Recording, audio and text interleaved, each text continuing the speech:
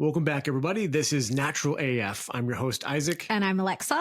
And this show is all about discovering these amazing ways to heal your relationships, your health, your life, anything from energetic methods like Alexa does with Psych K, Emotion Code, and just knowledge and information that we gain from these amazing guests that we bring on that are experts in things that I didn't even know existed. And in this week's episode, we have our beautiful friend Leah Talipeau on to discuss all things motherhood, raising kids, and it's quite raw and emotional, this episode. In the second half, Leah very openly shares her recent miscarriage that she experienced, and I'm so grateful for her to share this. I first saw her posting about it on social media, and it's so relevant to the work that she does, working with mothers and these different seasons of motherhood. And yeah, it was really emotional and really great conversation. I love the nuance that Leah brings to these conversations. She doesn't seem super polarized by any particular thing. And I think that's so important when it comes to, you know, women in general, but especially through motherhood, because there is no one right way to do things. And it's so individual to each woman. And so I absolutely love this conversation. And Leah was also super generous in offering our listeners. So first, you can access her free masterclass. So the link is in the show notes for that. I can't wait to dive in and watch that. And also some discounts on her mentorship packages and programs that she offers. So check that out in the show notes. If you want to reach out, head to her website and get in contact. Highly recommended. I think this work is so amazing and so needed. Yeah. Leah's just a great model for young mothers and even mothers who've been through some of the same things that she's been through. Part of it's just her grace and her authenticity with how she handles things. And it's not a put up, you know, it's very common to see influencers on the internet and they make everything look better than it is. You know, they make this show, everything has to look a certain way and be a certain way. And Leah's just very natural and raw and authentic. And it's fun. Like, she brings a lot of fun with the conversation, but she also will not bypass the difficulties and really sit there with it and be brave enough to face it and then speak about it and share in a way that I think is very helpful to help shine a light in the darkness when there isn't a lot of information about a topic that's really difficult to go through. So yeah, very grateful for that. I'm very grateful for meeting her. And it's just cool when you meet people with similar values. I mean, obviously you can see through a lot of our guests on this show, there's a lot of things in common. They have a lot of similar values, and it just so happens that, the ring of truth is in all these people, and we wouldn't bring them on here if we didn't think there was something to what they had to say. So now we've got a few announcements this week. There's a lot happening. First of which I'm going to start with is my program Aligned Woman. It is launching this week. Woo-hoo. So when this comes out, it will be launching the next day, so on Thursday, and it is going out first to the priority list only. So I'm actually not releasing it publicly just yet. The people that have joined the priority list will get it first. So if you want to get all the details, join the priority list now. The link's in the show notes. Our regular listeners, you've probably heard me talking about it for quite a while now, and it's finally happening. I'm so excited. And it was interesting, like, drafting the email that's going to go out and actually putting down everything that's included in this program. It's like $4,500 worth of value in this program, and it is nowhere near that price. So because this is the first time I'm running this program, the price will never be this low again. So if you want to get in on it, if you just want to get the details and check it out, like, do that and just see what you're going to get involved in this. I'm actually like blown away that I've put this together because it's just jam-packed full of value. So it's actually going to be a blend of live group coaching over the 8 weeks, and you also get one-on-one Psych K sessions in the container. There's going to be 2 guest expert workshops, potentially 3. I'm not going to mention anything other than that, but there is someone I'm in talks with that may also be coming on board to do a guest expert workshop, which I'm so excited for, but I need to keep my lips zipped for now.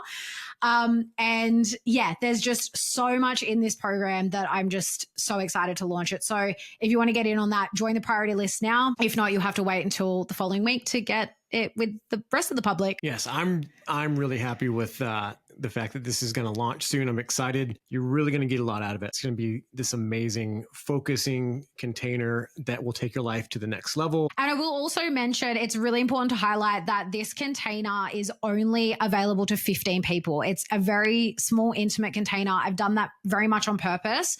And because it is capped at the amount of people, it will sell out really quickly, especially like I said, for the price that it's going for this first one. This will never happen again. Such a small container. Get in on it now. Like you really, if I know me, I claim myself to be an inner healing junkie.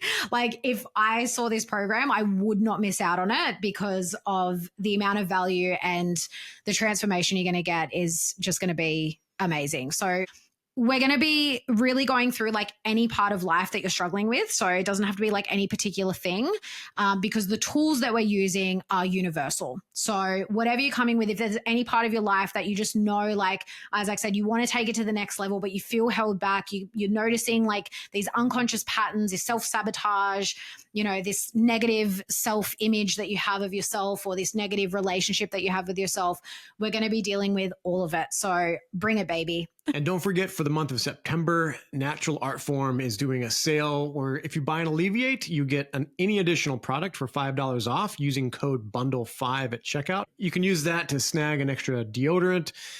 In the States, if you're in Australia, pick up some deodorant or our Regenerate skin repair. It's really impressive stuff. It's got DMSO in it, and you use it for anything from sunburns to blisters to bug bites, or just as an amazing under eye cream to help you look youthful. And I'm over 55 and I still look amazing because of Regenerate. Just kidding. But yeah, check that out. And while you're on the website, don't forget to sign up for our mailing list. That's where you're going to find out all the sales, all the new product launches, everything goes out to that mailing list first. And the final announcement is for our prior guest, Nellie Barnett.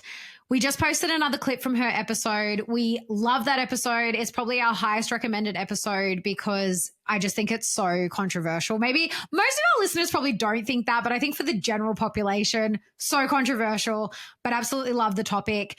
So the GNM, so German New Medicine Foundations course that Nellie offers, it was a self-paced course. It's now doing a live round where you'll get weekly live sessions where you can ask questions and go deeper into the learnings. And it starts next week, 24th of September.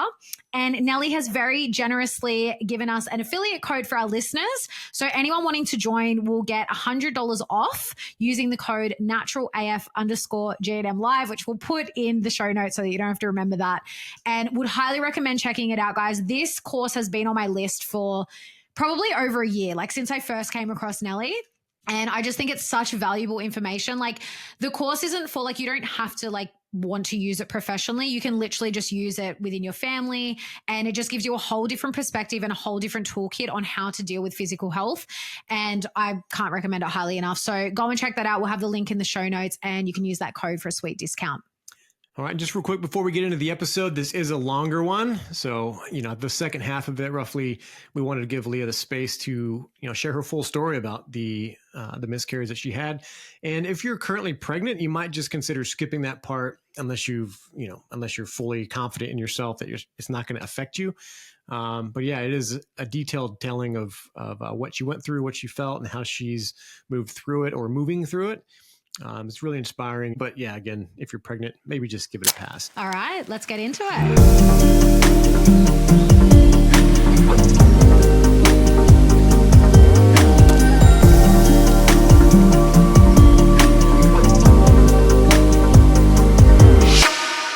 Leah is a holistic matrescence educator and mentor. She provides guidance to women and mothers in the sacred journey of motherhood using the Seasons of Matrescence framework, a strengths-based approach that highlights the cyclical and seasonal nature of motherhood. She also incorporates her studies of integrative nutrition and psychology to guide women to wellness and believes that mothers are the heart of families and communities. Leah is a wife and mother of 2 beautiful children herself, currently residing in the Sunshine Coast region of Australia. She is passionate about human connection, community, traditional healing foods, and raising her children with strong cultural ties. Leah has learned that humor, creativity, faith, and joy are essential components of her human experience. All right, welcome to the show, Leah. Good to see you again. Good to see you guys. Thanks so much for having me on. Oh, Yeah, so our good pleasure. to have you.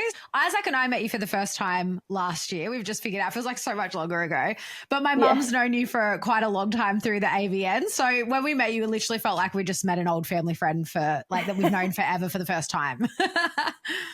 It did. I felt such a strong connection with you guys, and Raphael and I often talk about you. Like, we can't wait to see them again. You know, Yeah. it was just an instant connection, which was so nice. And we love your mum. She's just such a Yeah. gem. Yeah. I Yeah, know. she's great. She's So a great nice. connector. Yeah, Oh, for she sure. Yeah. Well, it's so good to have you on. We've got so much to talk about, but let's just open it up and for just so people can get to know you a little bit more, like share a little bit of your journey, how you met your husband, Raf, who we also love, and had your beautiful kids, and sort of what led you to do the work that you do.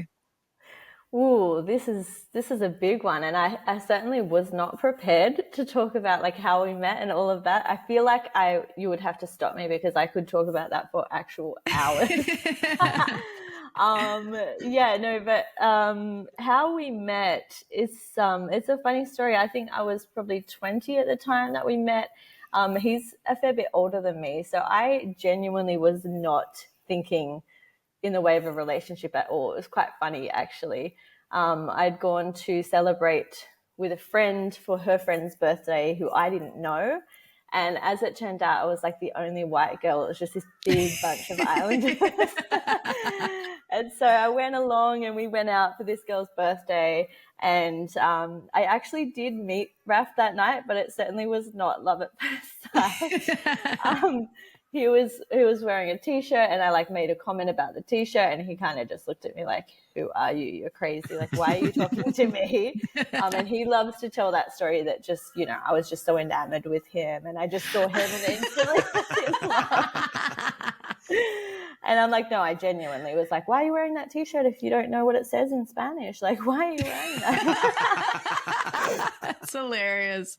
So we had this very fleeting, I guess, moment that we met. And then after that, I'd become friends with his sister a little bit, and she invited me to come and do some like boxing training. And so I don't know if you guys are aware. So Raf's brother is a professional boxer, and I knew that. I actually used to box at the time when I was younger, and I was like, oh yeah, like I know of him.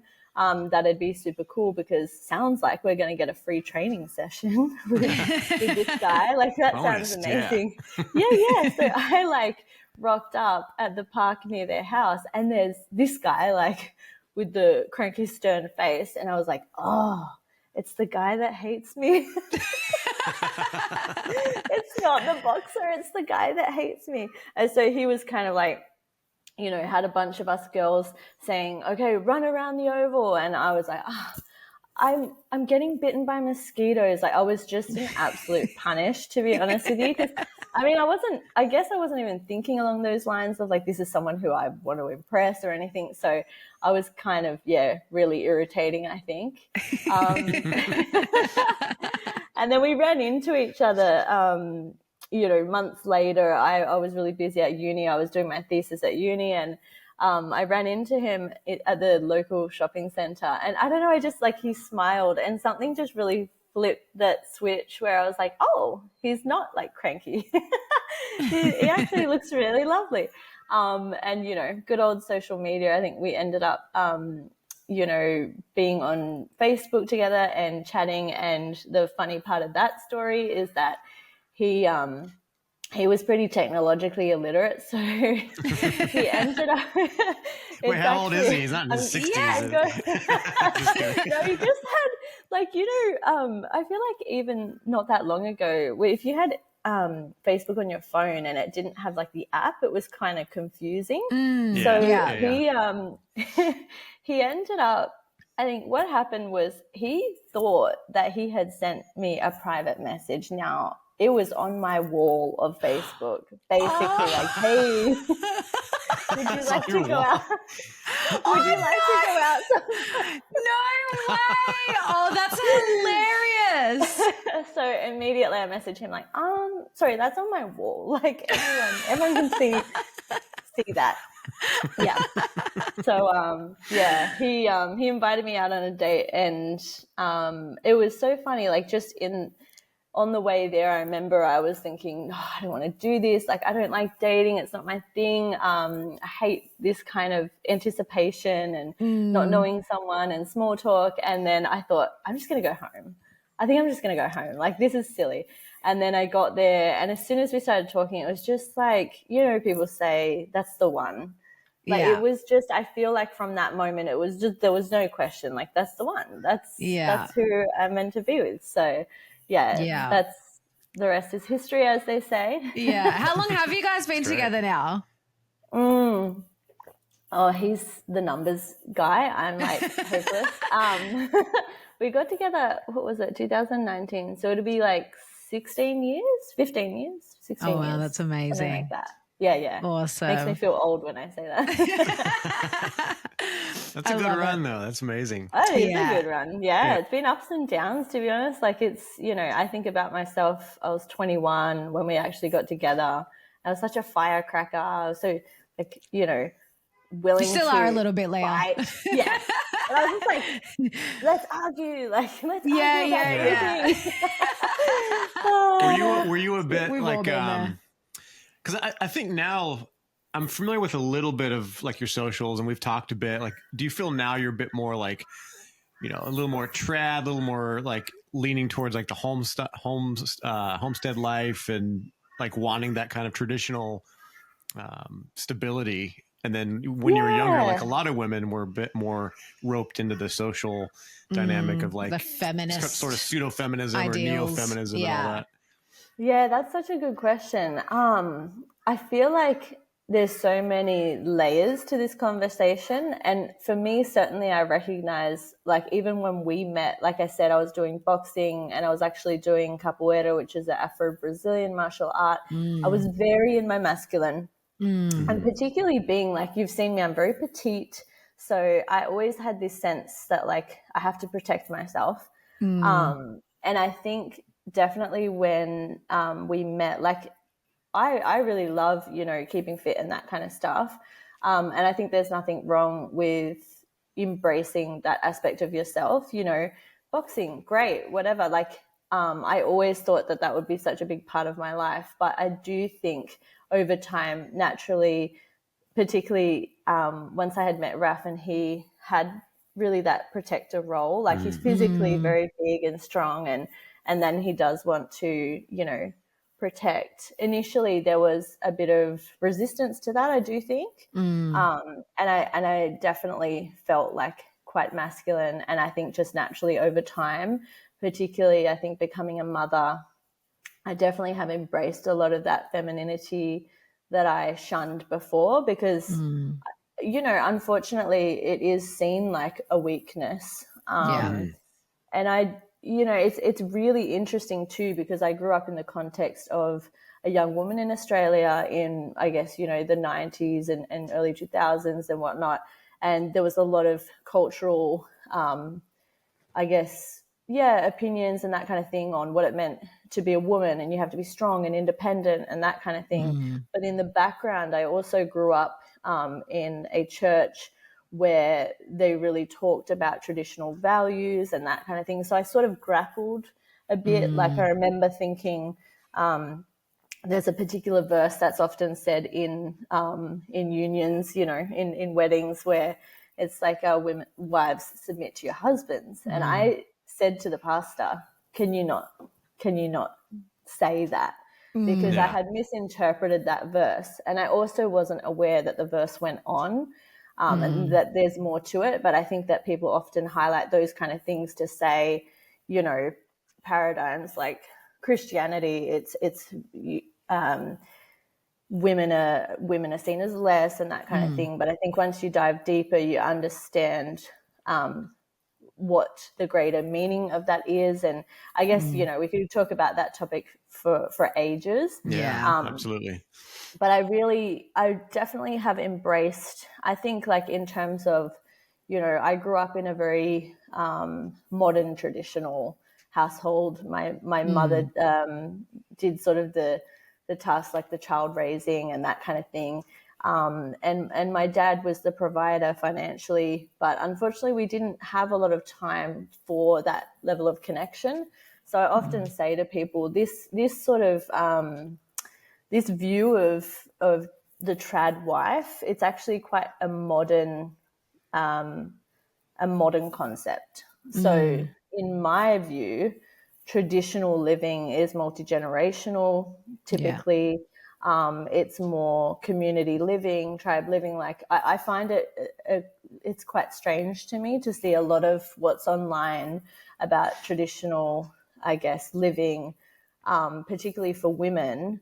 I do think to myself, we have to be very careful about what we're portraying online. And I mean, I don't know if you've seen, I do speak quite openly on this topic on my own page, sort of saying, you know, a lot of what's being put online is so curated, and it's so far from the reality that many women face who are in a situation with, let's say, a husband who goes out to work and you're potentially on your own, particularly if you are out on a property and you have your child raising alone. Like, that is not a traditional way of living.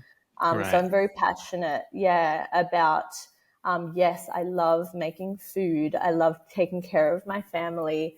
I love lots of traditional, I guess you'd call it traditional values, but I'm also deeply aware that those, like anything, can become problematic if we don't see them in the context of how we're now living. Yeah. Good point. Yeah, the context matters so much, because you're right. There's no shortage of men that want this, you know, they perceive it as status, like, oh, I want a woman that submits to me and then like cooks and does all this stuff, but they're not the kind of man that deserves that kind of treatment. You know what I'm saying? Like, absolutely right. You actually kind of have to earn that trust. You have to be the kind of man that can protect your family, you know, sometimes from yourself or your own like indulgences or laziness or whatever, and do what you say and follow through on your commitments.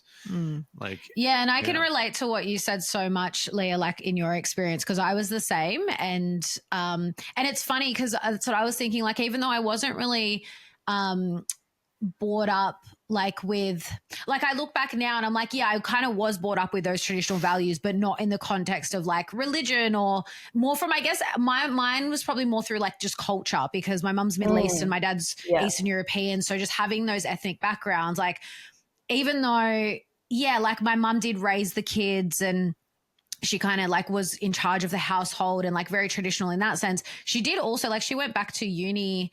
She worked with me, but again, multi-generational living. Like, for the first few years of my life, we lived in a household in my grandparents' house with my grandparents, my parents, me. So 3 generations, as well as my auntie and uncle. And they had 2 or 3 kids at the time. And we lived all in that one house. And it was the best. Like, honestly, I loved, like, when I think back to those years, it was the best, because like our parents would go to work and it would be like all the grandkids together and with my grandparents and them looking after us. And that's really does have like such a like a strong place in my heart that is like such a great way to live. And that's like, we're on the same property as my parents, and that's kind of the dream, is like, oh, I can't wait to, like, we have our babies here and they can just go down to the grandparents' house and like, you know, that communal living. And, you know, it's not for everyone, and it's also not like accessible for a lot of people. Like, you've got to have a big enough house or a big enough property. But even just having that community around where, you know, you have like people that you trust, whether they're family or just really close friends, that have those relationships as well with your kids, and you can have those relationships with their kids. I think that's so important, because you're right, in this modern age, it's like, what is traditional living, you know, because in a lot of cases, like, a lot of women still work. And like, even with what you said about, because, you know, I've talked about this a lot on this show, is like, I was the same. I kind of got to this point, like, only in the last few years, like when I met Isaac, where I was like, I've been in this masculine energy, like, most of my life. And, you know, a little bit like you. I mean, I'm small, but like Leah's tiny. She's even smaller than me. And I get that too. Like, I always felt like that too, like, because I didn't have, you know, I had a few partners, you know, over about a decade, and they weren't super long-term relationships. And so that's what I felt like. I had to protect myself. I had to provide for myself. And so you end up in this masculine energy. And like you said, in today's like modern society, I think femininity is seen as a weakness, and like to really soften into your feminine is seen as like, you're less than if you're, you express that. And so like through my relationship with Isaac, I've really softened into my femininity. And like what you were just saying, it does take a man to like be really strong in his masculine presence for a woman to even be able to do that. And I think that's the other kind of the flip side of the coin is that, yes, we've kind of been programmed in like this modern society that being feminine is weak, but then also we have this society of like hyper feminized men who aren't fully stepping into their masculine, and they don't even understand what it means to be that or do that. And I think that's just kind of fuels the way that women are, because they don't have this strong masculine presence. And that was like a huge, like we were just talking about it recently. Like I've softened so much into my feminine, like to a point that I don't think I've ever been like this before, because I never really felt like I had a container to be able to do that in. And I think it's so important for like that. That's like, to me, that's like the basis of the more traditional living, is like you got to have that foundation of like the strong masculine and the strong feminine, and like them actually coming together and supporting each other. Yeah, and it also, there is a certain degree of fluidity within that, I feel, because, particularly when I first started looking into this idea of masculine, feminine, I kind of got into that thought of, oh yes, like this is a masculine thing and this is a feminine thing, and they're separate. But at the end of the day too, I think a lot of, going back to what you were saying, Isaac, like men who feel that they deserve to have this feminine woman who are quite, like, let's be honest, toxic in their views. If you expect, for example, this is my personal opinion, if you expect that your job in providing financially for your family is more important than the job that your wife is doing at home, and if you expect that every day when you come home, dinner's on the table at a certain time and that you have zero responsibilities, I don't think that you really grasp the situation that you're in. And unfortunately, because of the modern way in which we're living in the nuclear family, like something has to give, and men do have to step up in that role of, like, my husband is amazing at doing the washing of the clothes and the folding. Like, that's his thing. And it's so funny because, like, try and tell my husband that he's feminine for doing that. Like, I dare you. But he's also been, like, culturally, I find that Samoan men are very involved in household chores and, like, and cooking especially. Like, that's the weird part for me, is seeing, I guess, people talk about the idea that traditional living meant the women take care of all the cooking and that kind of thing, and men just provide. Because I know in like when we've been over to Samoa, men are often making the food and they're cooking the meal and that kind of thing. Ref does laundry like a woman. I know, he's so feminine. And he also wears, like, the sarong when he does his household chores. So, like, such a woman. I love it. And when he's like slaughtering the enemies, he wears this like skirt thing. Exactly. I mean, that's the funny thing about it, isn't it? And I think it really is, unfortunately, that fragility of males who can't imagine that they could do a task that's seen as feminine. So, like, for me, I kind of also think of it in a practical sense. Like, I know when I've been unwell, if I'm out of the game, like if I can't cook dinner and that kind of thing, I need to have a man who's able to step up and do those tasks. Like, at the end of the day, I think we've really gone a bit far in gendering tasks, like household chores. And you see that in, like, our parents' generation. Like, how many, like, older men do you know? I know so many that, like, when if their wives leave for any period of time, like, they're almost incapable of, like, doing anything around the house. Like, we laugh because when if my mum goes away, she'll, like sometimes she'll prepare like sort of dinners that are kind of pre-prepared that dad can take out. And then even if she's done that, like say she's gone for a week, she'll do like a few nights of meals or something. And then he'll just eat sausages and salad every night because that's just like the easiest thing for him to do. So he can cook and like he can look after himself, but it's just like back to basics, like just what's the easiest, simplest thing I can make and do. But yeah, I've grown up like that too, where dad like primarily provided and he's always worked, but so has my mom. And we were also raised, like I think I learned to cook at probably around the age of 10. Like I started learning to make dinners and stuff, and I actually love to cook now. So definitely like wasn't that much of a chore for me. There was this kind of like everyone kind of pulled their weight around the house and like did these different things because if like mom couldn't do things for whatever reason, dad could just step in and do them. It was no issue. Yeah. So I think that's, sorry, you go, Isaac. I was going to ask, you work with women or you work with like coaching of some sort, yeah? Yeah, I mentor mostly mothers, yeah. How do you navigate that as women and as a community of women and then in the household to have clarity and kind of, address this so it's not overly confusing? Because a lack of identity is also a problem, other than like, the other problems like over-identifying with the gender of each role and being too like obsessed with that. Having no identity is also a problem. So how do you kind of clarify that and keep it simple? Oh, that's a really good question. I think it's an ongoing conversation, and certainly I'm pretty honest about my own life and situation that we've fluctuated in terms of our roles. Like Raf worked a lot when the kids were little, and so I found myself doing all of these sort of domestic duties, which was a bit of a shock to me. And it wasn't what I guess that I was expecting and signed up for, in the sense that I was just so much on my own doing it. And resentment builds. So I often find it's a lack of ability to express your needs, which causes a lot of resentment too.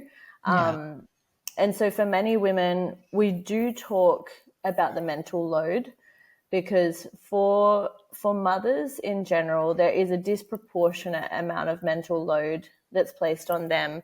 And I think the conversation surrounding, well, that's because you have a poor husband or, a bad father, I don't think that's particularly helpful, because I think in many cases it's just not something that we have learnt how to work with, because things have changed so dramatically within the last generation. I think that everyone is a little bit lost surrounding this identity. I strongly believe that the lack of initiation into adulthood for both boys and girls is a big part to play in that.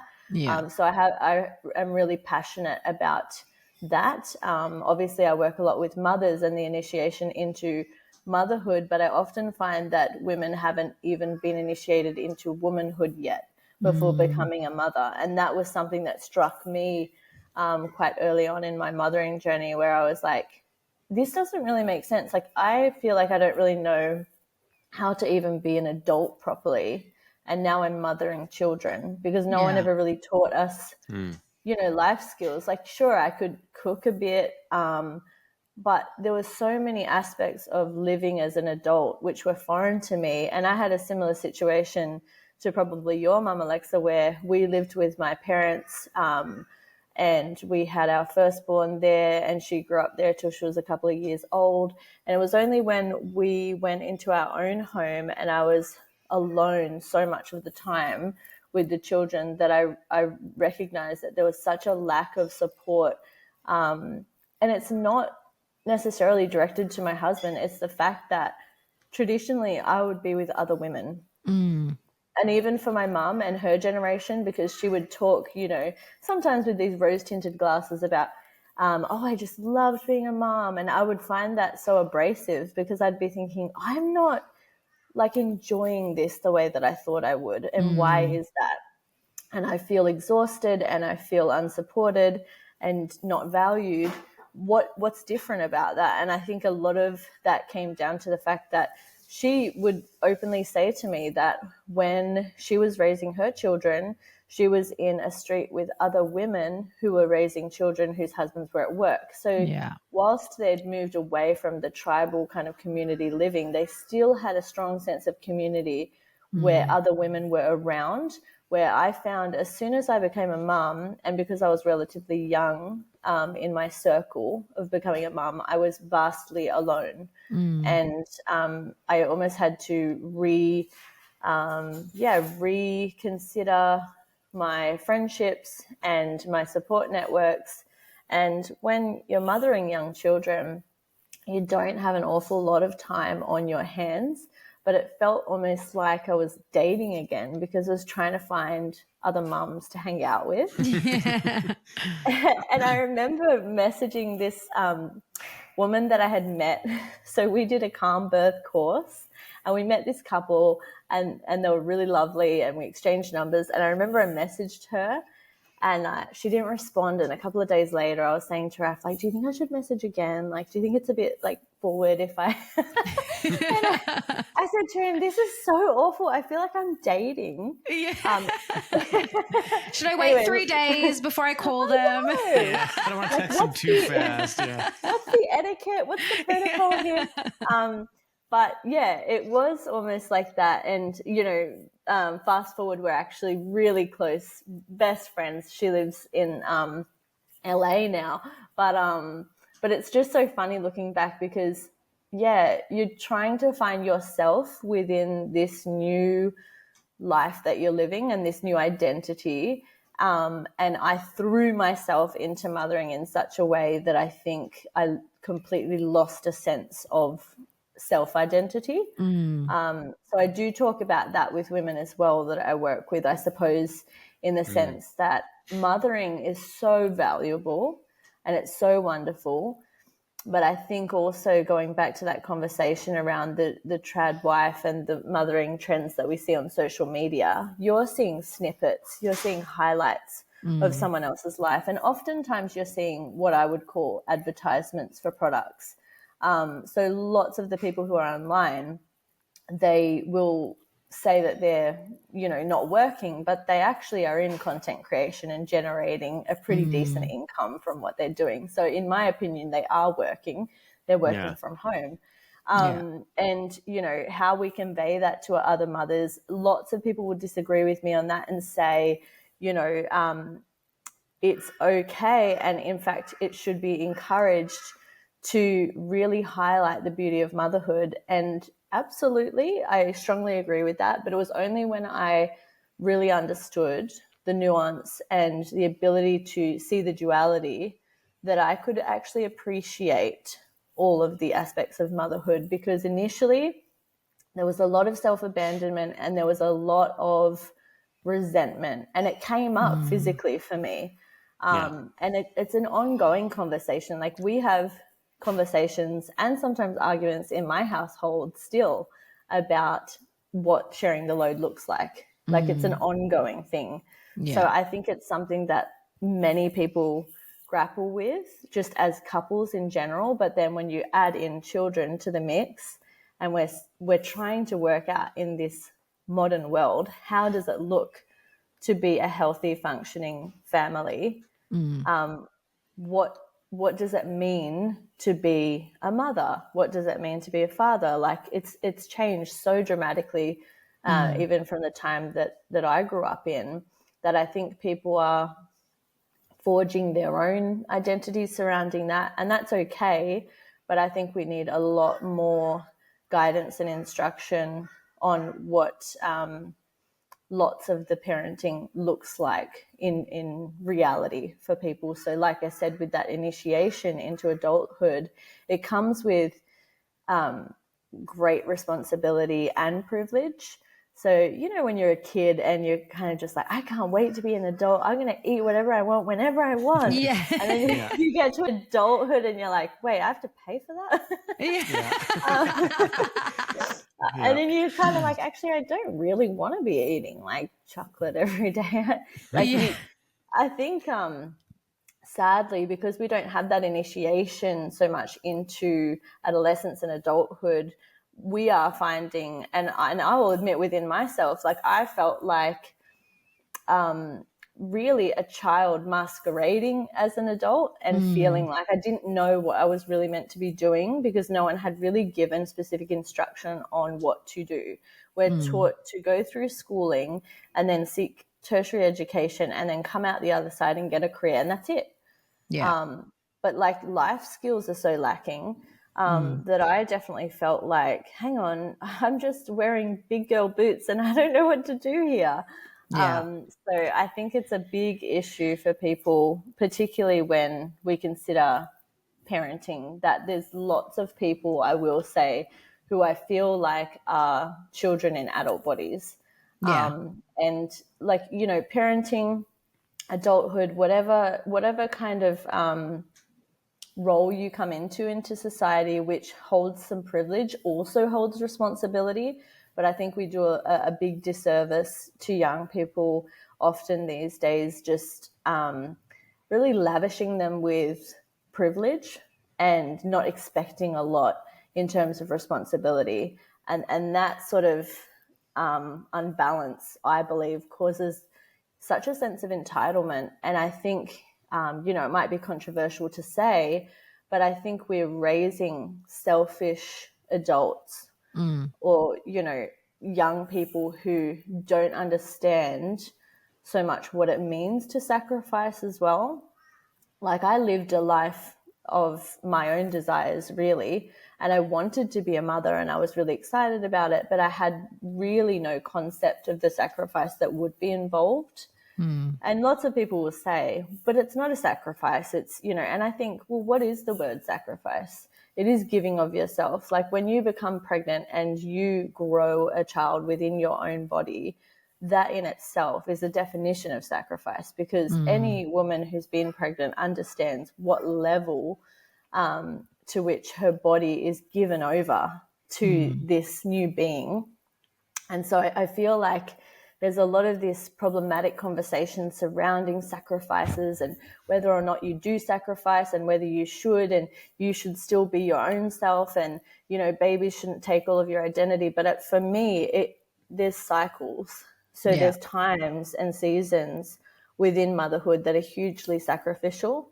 And there's other times where you can feel the balance swaying, and you can feel that there's more room for you to explore the things that you need to do. But I think we just don't have any kind of understanding of how that looks like in a life. Yeah. Yeah. Oh, it's an amazing conversation. Yeah. There's so many good points. Yeah. I love what you're saying, because yeah, it's so true. And what just came to mind now too is, and because Isaac and I often talk about this, and I was just saying again the other night, we watched a movie and it was like a 1998 movie, and I was like, yeah, no, and then we finished. I was like, that was so good. I was like, they just don't make movies like this anymore. I can't watch new movies anymore. They're terrible. And one of the things I absolutely can't stand, and again, this is the programming, is that we're so conditioned that we can have it all. We can have the career and have the children and have the family and do it all. And then so you've got this society of women that are so burnt out and drained and not in their feminine essence. They're just like in this hyper masculine state of like just doing everything. And because again, like the nuance to that is like, I believe that, like if you want to look at masculine, feminine qualities, the masculine is more sort of like tunnel vision. They just focus on one thing at a time. Women are generally more like, you know, we can juggle like lots of different things and organize and whatever. So yes, we have that ability, but I feel like we've been pushed so far to like just be in that all the time. And like we're so taken out of that feminine essence. And then it's like in movies and stuff, you constantly hear this, like the way that they talk about having children and like how, I can't wait to get away from them, and like getting away from the husband. And like, it's like this really negative connotation. And then like in a lot of these like newer movies, like, you know, from the last sort of 5 to 10 years, like you see them, it's like, you know, mothers, you know, they go on this girls trip and they're just going wild. And I remember there was one, I went to the movies with my cousin and watched it. This was years ago and I was still living in Sydney. And I just was watching it thinking, oh my, like if this is how mothers behave, like this is concerning. Like it was just so far, you know, they're in Vegas and just, all this stuff. And like, I love that you said about the cycles as well, because that is like, you know, literally just before you said like it goes in cycles when you talk about sacrifice, I was thinking like that's just a part of life. Like we go through those natural cycles of having to sacrifice things. And usually the sacrifice is for something greater. And that's what I think we've also lost, where we do have this generation of such entitled children and young adults that don't understand the nature of sacrifice and hard work. And when I say hard work, I don't mean like having to slog your guts out to like work for something. I'm talking about committing to something and getting like the long-term gain out of it, not this, like we're so conditioned, especially with like social media and 7-second reels and all this stuff. It's all about this instant gratification, and like they've lost that, the long-term sight, like the vision for like, well, what do I really want for my life and what's it going to take for me to get there? And that's, you know, talking about sacrifice, that takes sacrifice. Like if you want to have a family and, you know, you want to provide for them, and like as a woman, you want to have kids, there are things that you're going to have to sacrifice from your life in your 20s to get to that. You know, because I'm totally with you. And actually another thing sorry, I'm like rambling because you made so many good points. And what you said about like when you felt alone in motherhood, like, and because you were relatively young, that so many women now are having children so much later. Whereas you look back at our parents' generation, it was like everyone was having kids in their 20s, like anywhere from like 22, 23 to like my mom had me at 27, and that was late for them, you know? So we have lost that as well, where I think you're right. Like a lot of women that are like having children, especially in like city areas, suburban areas, it's so scattered now. It's not like, you know, like you said, like your mom, like everyone on the street was having babies and we all had each other to lean on. Like, yeah, we've definitely really lost that community and tribal aspect as well, for sure. Yeah, it's really, there's so many variables that impact on motherhood. And I feel like, as you said, it's so scattered now that you can have so many women experiencing motherhood in so many different settings and contexts that it's almost, you know, how do you even relate as a mother to someone else when there's so many things that can really impact on your mothering? And that's part of the matrescence work that I do, is looking at those domains, that areas in your life that are going to be changed by motherhood. And for everyone, it looks different. Like there's lots of common themes, but your individual life and circumstances will dictate a lot of how mothering may look for you. I think, you know, it's a really interesting point you made about seeing those kind of scenarios where you have mums going out, you know, and celebrating, going wild on these girls' trips. And for me, it's been a really interesting and insightful experience throughout motherhood, because before going into it, I definitely had very strong ideas, I would say, about what it meant to be a good mother. And for me, good motherhood looked like self-sacrifice all of the time. I know that my mother, you know, her highest value was motherhood. But we were raised very, very in very different circumstances. So I really valued that, and I really enveloped that into my identity and thought, right, when I'm a mum, that's what it's going to be. It's going to be all about the children. And when I became a mother, the huge shock that occurred, because I hadn't had time to process and grieve the maidenhood, it was only when I was able to recognize and actually admit to myself, I actually do really miss aspects of myself before becoming a mother. And lots of people will sort of frown upon that and say, you know, well, you should be grateful. But this is a lot of the work that I do, holding space for opposing emotions, which we're not very good at doing in the Western world, is understanding that simultaneously two emotions can coincide and both be valid. So for me, there was a lot of, I love being a mum, but I'm also having a really shit day, like, or, you know, I love my children, but I do need a break. And realistically, the idea that women should not be having any breaks whatsoever from mothering, which is a verb, it's a role, that is something that you step into, and it is, in my experience, the most important role that I've ever done, but it doesn't mean that your whole identity is obliterated as a result. And I think it is just really a reflection on this modern living, because I know that when I would hang out with mum friends, my nervous system would co-regulate. I would be more relaxed. The kids would be going wild. Yeah.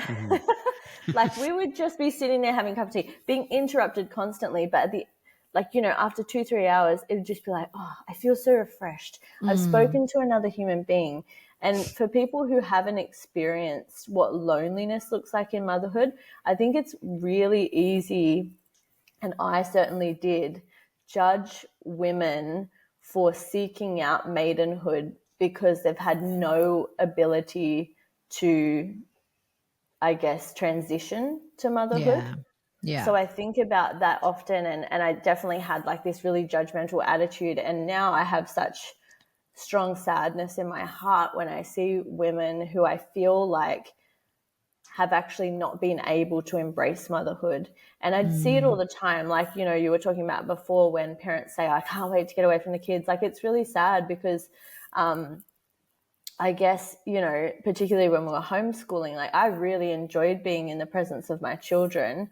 At the same time, yes, there's two sides of the coin. Like I really enjoyed being with them and I needed a break. But I think when we aren't able to have a healthy view and we aren't able to express our true feelings, sometimes they end up spewing out of us in a really negative way. So particularly on social media, it's very like black and white. It's either, you know, or your kids are your whole life or you hate your kids. And I'm like, okay, but whatever happened to, I love my kids really dearly and I'm having a really nice time. Like, for example, I went out last night with a friend of mine to celebrate my birthday.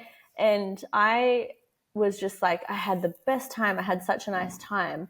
But I think because we don't explain to women how the seasons of motherhood can operate, there's this desperation to get back to that. Like my kids are older now, like they're 11 and 9.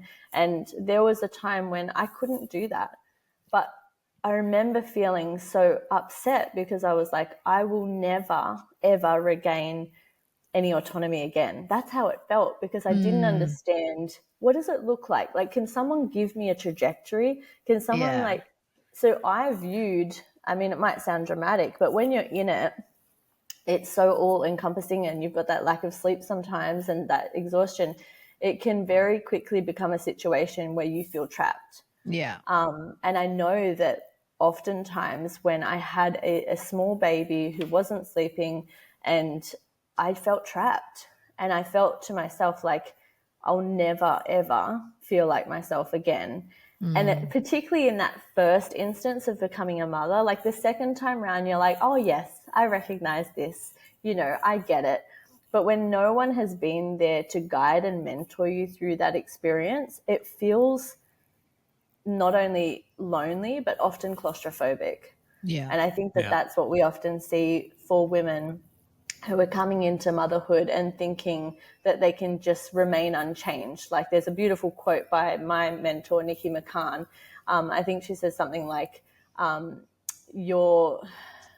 wish I had it, but the value of your motherhood is not how unchanged you can remain by the experience. And I think in our society, we have such an unfortunate social and cultural expectation that women bounce back from motherhood. It's almost like, okay, you've had a baby and what? Like, what's next? You know, people would constantly ask me when I had a child, like, oh, when are you going back to work? Like I had no plans to return to work because at some point I realized it's not going to work for me to go back to the role that I was once doing. And I really didn't desire to be doing that when I wanted to be raising my children. But did I wish that I had more support and more understanding when I was raising them when they were younger? Of course. So, you know, two things can be true at the same time. You know, yes, it was very challenging and difficult, but I also wanted to be doing it. And I think, you know, that brings up a whole debate surrounding like care of children. And we have so much talk, particularly in the news of late, about childcare and who raises children and, you know, all of this, it opens up so many conversations. What does support look like for mothering in particular, and for parenting and for families in general? Because let's be honest, like, families make up our communities. And for me, mothers are the heart of the family and the community. You just see the way that women rally, not always, sadly, but I feel like women have such a great capacity to rally for one another and support one another, and you know, verbally express to one another what's going on for them, that naturally we're inclined to do that. But when we have that separation, when we're not, you know, seeing one another and being able to support one another, it feels very lonely. There were days in my mothering journey where I never saw another adult, like another person. And it's so funny because, you know, you're quite naive. And at the time, I remember I was raising our firstborn, and I said to my husband, oh, like, I wish I could trade places with you because I would be happy to go to work and talk to people. And he was like, I don't want to talk to people. I was like, trust me, you do, when you have no one to talk to.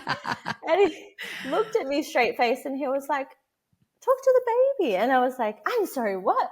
Like, this is not a dual conversation. Right. This child doesn't even have proper words yet. Like, what do you expect me to talk about? But you don't understand, I don't think, what that's like until you've been through it. Yeah. And so for me, like, having been through that and understanding, I guess, the impact that it can have on you, and just really understanding, like, everyone does have different needs. So I'm a very verbal, I would say more extroverted person. I love being around people. For me, that was really difficult to manage, and understand why I was feeling so low.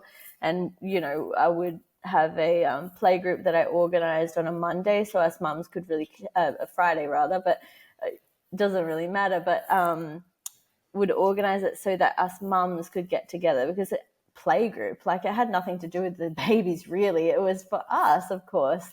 And so, you know, Friday would roll around and I had my eyes on the prize. It was like, Friday is the day that I get to see people. It's such a big deal.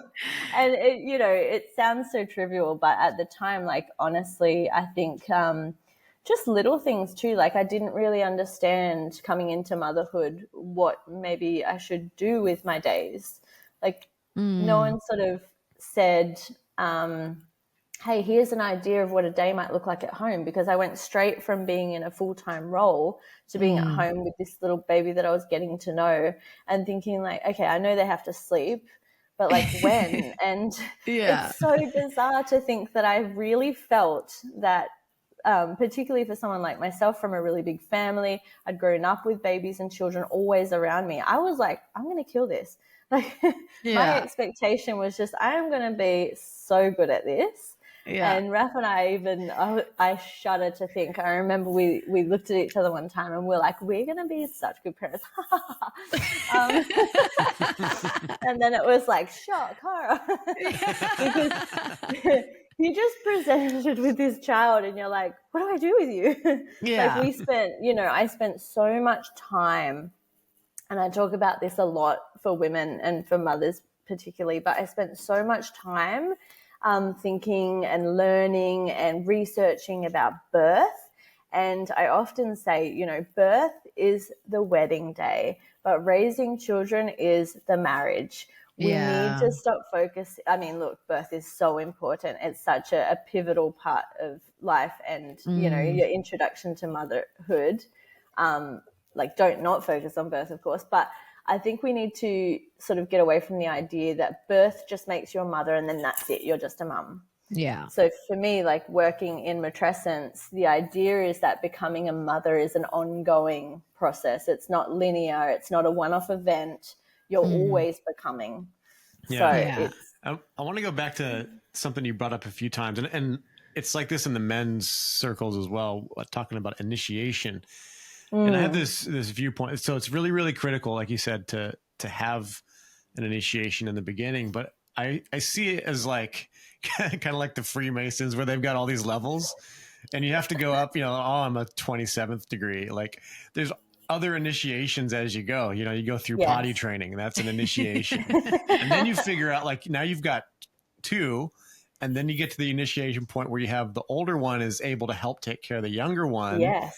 And now your team is growing, and Yeah. then you got, and then there's the initiation of like starting a women's like hangout thing for, young mothers. And then okay, now I'm like organizing and I'm structuring my own, like caring for myself by helping others care for themselves. And like, there's all these different other initiations that are really important to go through. It's almost like you could, make a little ladder and just be like, all right, let's focus on the next step. True. No, I love that analogy, because I think you're so right. And this is the thing where you're just constantly learning and understanding and unraveling within yourself. And there's been points during motherhood where I'm just like, I don't want to learn another thing. Like, stop with this. There's a new phase all the time.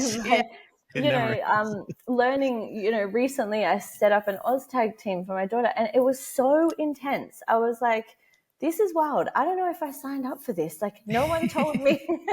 I mean, sure, you don't have to do OzTag. That's fine. But at the same time, like, you are always, as they're growing, learning and being initiated into a new phase of parenting. And I love that, because I think it is so true.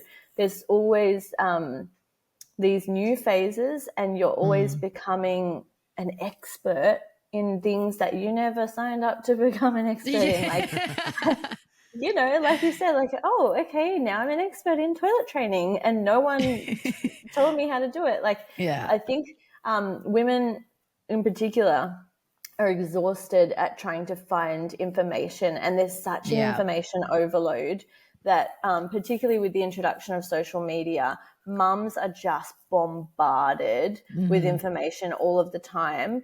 And so one of the things that I do specifically for mothers is talk about, like, let's quiet that noise. What do you want as a mother? Who do you want to be as a mother? Because I found that early on, we talked about that sense of identity. Early on in motherhood, I over-identified with certain groups of mothering. I was like, okay, yep, I'll be an attachment parent. I'll be a baby-wearing parent. Like, I'm a breastfeeding mom. I was like, where do I belong? Like, which community do I belong to? And God forbid, should you, deviate from that path. It's like, you don't belong in the group anymore, You're not a wolf mother. Exactly. And I really, for me, it was a really difficult transition into motherhood, because I did experience a lot of birth trauma. So I went from this idea that I would be going into what I would call like the natural parenting scene. And I ended up being a mother who had a C-section, and I couldn't place where I fit, because I felt like I didn't belong, and I couldn't relate to certain things. And it's just really interesting the way that there's like these camps of motherhood. Like, I didn't even know that there was so many words and terminology that was used in mothering. Like, I remember thinking to myself, I remember someone saying, I'm an attachment parent, and I was like, what does that mean? Like, what do you mean by that? Delved into it, like, okay, yeah, I see what you're saying. But I remember thinking, like, I thought that you just were a mother. I didn't realize I had to be a this mother and a this mother and a this mother and a this mother. Like, it's very divisive as well. And as time's gone on, and I guess you get more maturity and wisdom, like particularly at the start, as I said, I very highly over-identified with certain groups of mothering. And now I'm much broader. Like, I feel like we all have a common experience in motherhood. At the end of the day, there are certain mothers that I feel more aligned in my values with, and I seek out and I spend time with. But I definitely don't discredit or discount women who do mothering differently to me, because I think oftentimes when you have that judgmentalism and that lack of compassion, it's actually a reflection upon yourself. If you're looking at mothers and saying you're doing it wrong, oftentimes you're fearful that you're doing it wrong. If that I makes just sense. had this. I had this picture that in my head that's really funny because it is very tribal. Like the mothers are like, I'm a this mother, I'm a Yes. that mother. And I was just thinking like, I want to make a shirt that just has like, those African women that they don't wear shirts and their boobs are hanging out and they've got like the neck stacked with these things. And it just says trad wife. Yeah.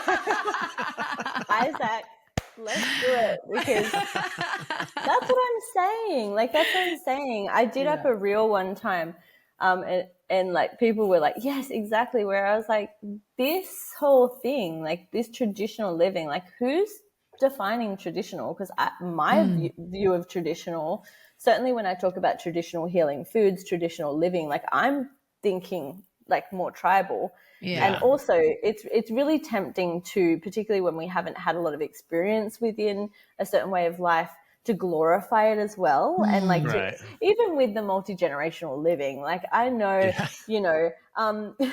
it's all ideal, but at the same time too, I think the sense of community that we have, oftentimes we have such an expectation and an entitlement to the privileges that bestows upon us. The same as initiation. Like initiation, believe it or not, it is not there for the individual. It is there as a community event. It's there to instruct you on what your place now is within the community. Yeah. So yes, it is an individual event and it's really important for that person. But at the end of the day, you are part of a community. You're part of a tribe. This event is not just structured for you and like, let's just, pour gifts upon you and that kind of thing. It's okay, here's your responsibilities now. Like every initiation in traditional cultures has an element of pain or discomfort. Yeah. It's not, I think these days we're like, oh, I want that, but like not the yucky parts. Yeah. I want the like mother blessing, but I just want like all the fluff. Because we have to be honest with people. Like we are setting people up and initiating them into an area of life that's going to be challenging in some way. Like rites of passage are there for a reason, because you have to be prepared for what's to come next. It's not just to go, yay, good for you. Like, I look at Australian culture, you turn 21 and you get a yard glass and it's like, whoopee, like you chug beer. And that's your initiation into adulthood. Like it's and that's wild. all that you're required. Yeah. Well, that's what I was thinking earlier when you first brought up initiations. I was like, what are our initiations? Like you might have a sweet 16, which isn't really anything, but it's like you have, these, and even just birthday parties, like, and it's just like, you just get gifts and it's all like, it's very like all about like materialism and commercialism. And then that's what I was thinking. And then you turn 18 and it's like, oh, now you can go and buy alcohol and now you can go to the pub or go clubbing. And it's like, that's your initiation into adulthood. And it's funny because I often think about the whole, like your brain doesn't fully develop until the age of 25, like that prefrontal cortex area, which is all to do with like decision making and an impulse control. And I often wonder like whether we've evolved that way because we're literally regressing in our development as humans, because like 100 years ago, like people were starting families in their late teen years and early 20s. Like, I feel like early 20s was late for back then, but like, and I often wonder that. I'm like, I like, is our brain development actually like, is it regressing because of this modern lifestyle? Because it doesn't seem, right. That, and I often say that too, like just in my own experience, I remember with the Americans, I'm like, their drinking age isn't until 21. That's so stupid. Blah, blah. And now I'm just like, my kids aren't going to be allowed to drink until they're like 25, because if that's when the brain fully develops, like you can't make rational decisions. And and I just often think that like, what is that? And like, what is the right age, so to speak? But I think what you're saying just speaks to that so much better. It's not about any particular age. It's about like, when are you initiated into that next stage of life? Yeah. And I mean, typically for those, I guess, traditional cultures, there would have been, I can only speak to stuff that I've seen, but certain ways of gauging whether someone's ready for that. Like obviously my husband's from quite a traditional culture. I've viewed some of the initiation processes there, even when it comes to selecting titles, like chief titles and that kind of thing. It's not necessarily, I guess, from what I understand, like your age, more so like your readiness. Yeah. But yeah, I think it's kind of crazy that we perhaps even, you know, talking about that development, like have we regressed, or is it that people were so perhaps supported and mentored at every step that they were still babying through things but with support? I don't know. Yeah, Like, I I think a think big part of about- it was the level of expectation. So we had guys like, so Thomas Jefferson, for instance, gets the flack. You know, he's a slave owner. He was a slave owner at like age 9, I think. He was managing the wow. family's estate. That's crazy. unreal. Like at age 9, he was, I mean, he wasn't out there with a whip, like pick that cotton. He wasn't doing anything like that. He was just like, I've got to look after this estate. Like I'm going to inherit it. I need to learn how to manage this. And there were, I'm presuming a lot of landowners were like that, where the family, and you see that in the Amish, where the kids are 7, 8, 9, and they're working as an apprentice in like a, I don't know if they cut metal or if they do wood or whatever the things are doing. Yeah. Well, I saw that growing up with my brother. Like we lived for about a decade, we lived like semi-rural. Like it was just, I mean, it was an acre. But yeah, it was kind of like semi-rural. Like we literally across the road from us, they pretty much had like not a farm, but they had horses, and the owner, like he used to run like hay bales. That was his job. Like he would run to all the local farms and stuff. And like from the age of, probably 8, 9, 10, whatever, however old my brother was, he literally like, the neighbor would say to him, come on, Luke, do you want a job? I'll give you a job. Come and help me run hay bale. So he'd go with him, and like he'd literally pay him whatever, $10, whatever, because he was a little kid. Oh no, child labor. Yeah, no, but and my brother at 12 years old, my brother was driving forklifts across the road. He taught him how to drive a forklift, and like from the age of 12, and like that has instilled, like my brother has such a strong work ethic, and like and this sense of like he had that sense of responsibility from such a young age. And he wasn't like forced into it. It wasn't like he had to do it. He was like, he wanted to do that. And that's the thing. Like, I feel like, especially with children, like in today's society, like through the schooling system, like kids are so dumbed down in a lot of ways and we look down on them like, oh, they're only like 12, they don't understand. And it's like, but if like in the right environments, like kids are so willing to like, they always want to learn. They're like, they're happy to like do jobs and like, and take on more responsibility. And they're like capable of taking it serious too. Yeah. You ever seen a 12-year-old flying airplane?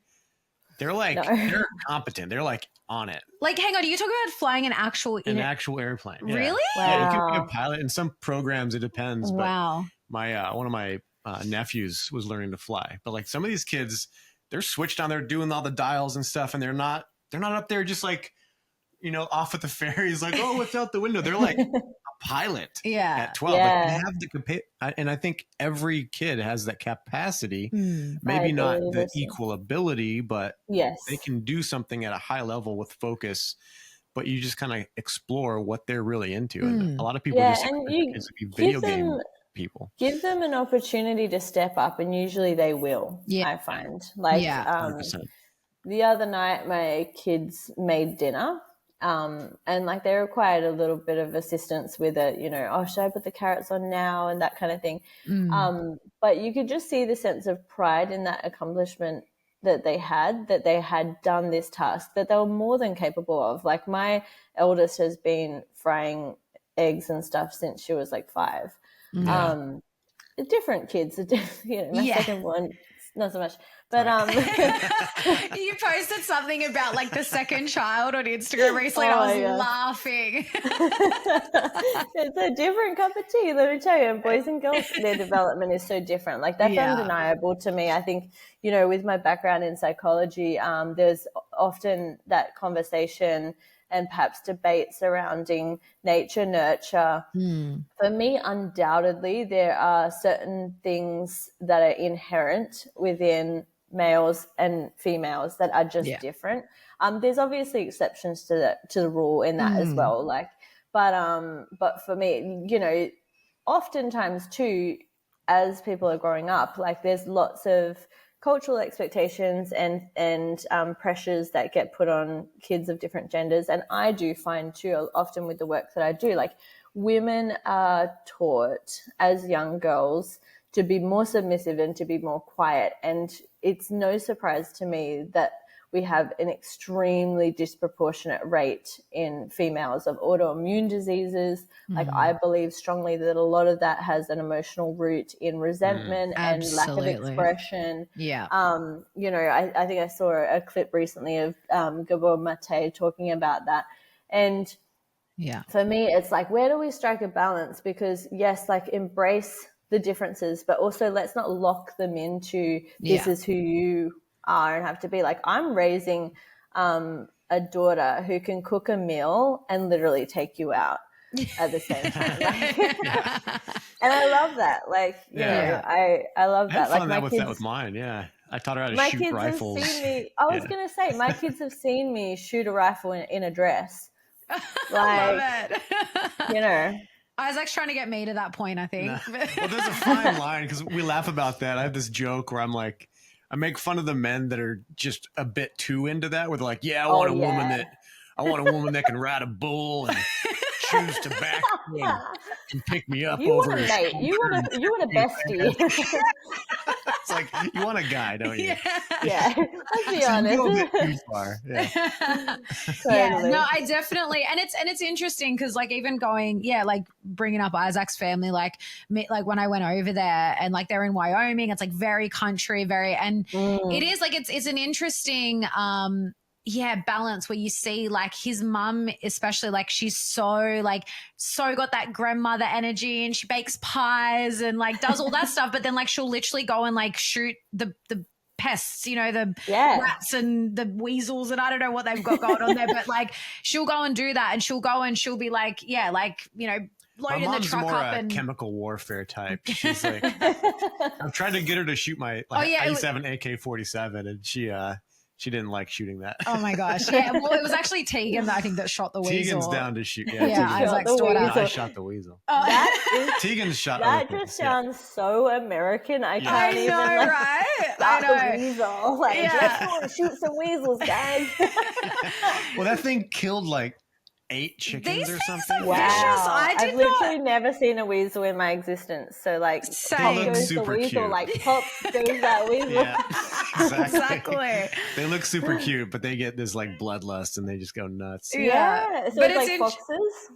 Yeah. Well, but they're small. Anyway, the story they told me about this weasel like massacre this chicken massacre by the weasel. I was just like, I didn't know they were so vicious, but I've never heard of it. Yeah. But it's interesting, like, like in that setting, like seeing how, like a woman can be very feminine in all these ways, but then like step into this masculine role if they have to. Yeah. And I mean, tribal women for sure. Like you look at the strength of some women, like even I look at my mother-in-law, like, you do not want to mess with this woman.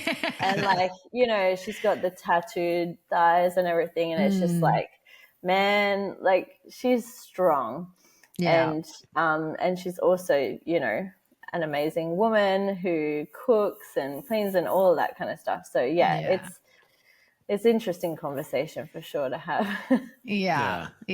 So I want to kind of, well, not really backtrack actually, because this is more recent. So I saw that you posted recently on Instagram that you'd experienced a miscarriage, and I was, so sad for you, but also like so proud. I think I commented, I was like, good on you for like sharing this, because I can imagine it's not easy to share on such a public, like in such a public way.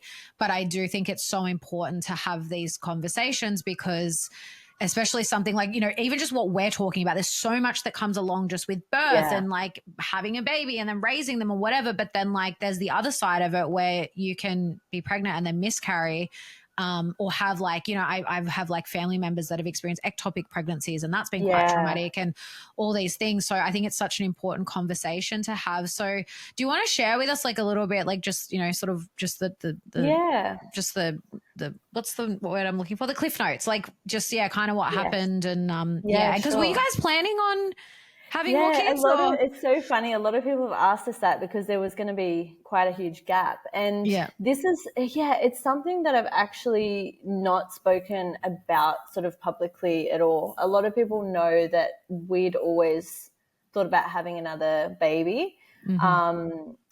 I don't know how much you guys know, but our second born had a number of health issues. So we dealt with that for many years. I had years of where, basically I was just slaving away, trying to help with these health issues, cooking everything from scratch, doing all that. And it really took a toll.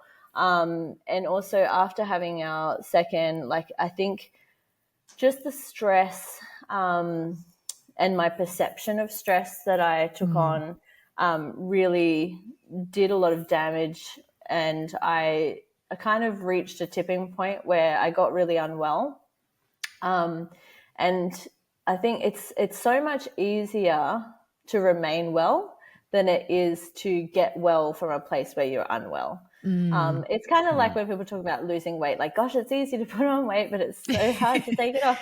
And I think that certainly I found once my body was, I guess, damaged and I experienced a lot of different symptoms and difficulties, it was only when I really started to understand the menstrual cycle and all this kind of stuff that I started to recognize this is a deeply female issue that I'm experiencing. I had a lot of hormonal imbalance, it was really, really interesting to start to put together the pieces of how I got quite unwell. And so I guess for context, there was a long period of time where we were just not in a place where we were ready to welcome another baby into our family.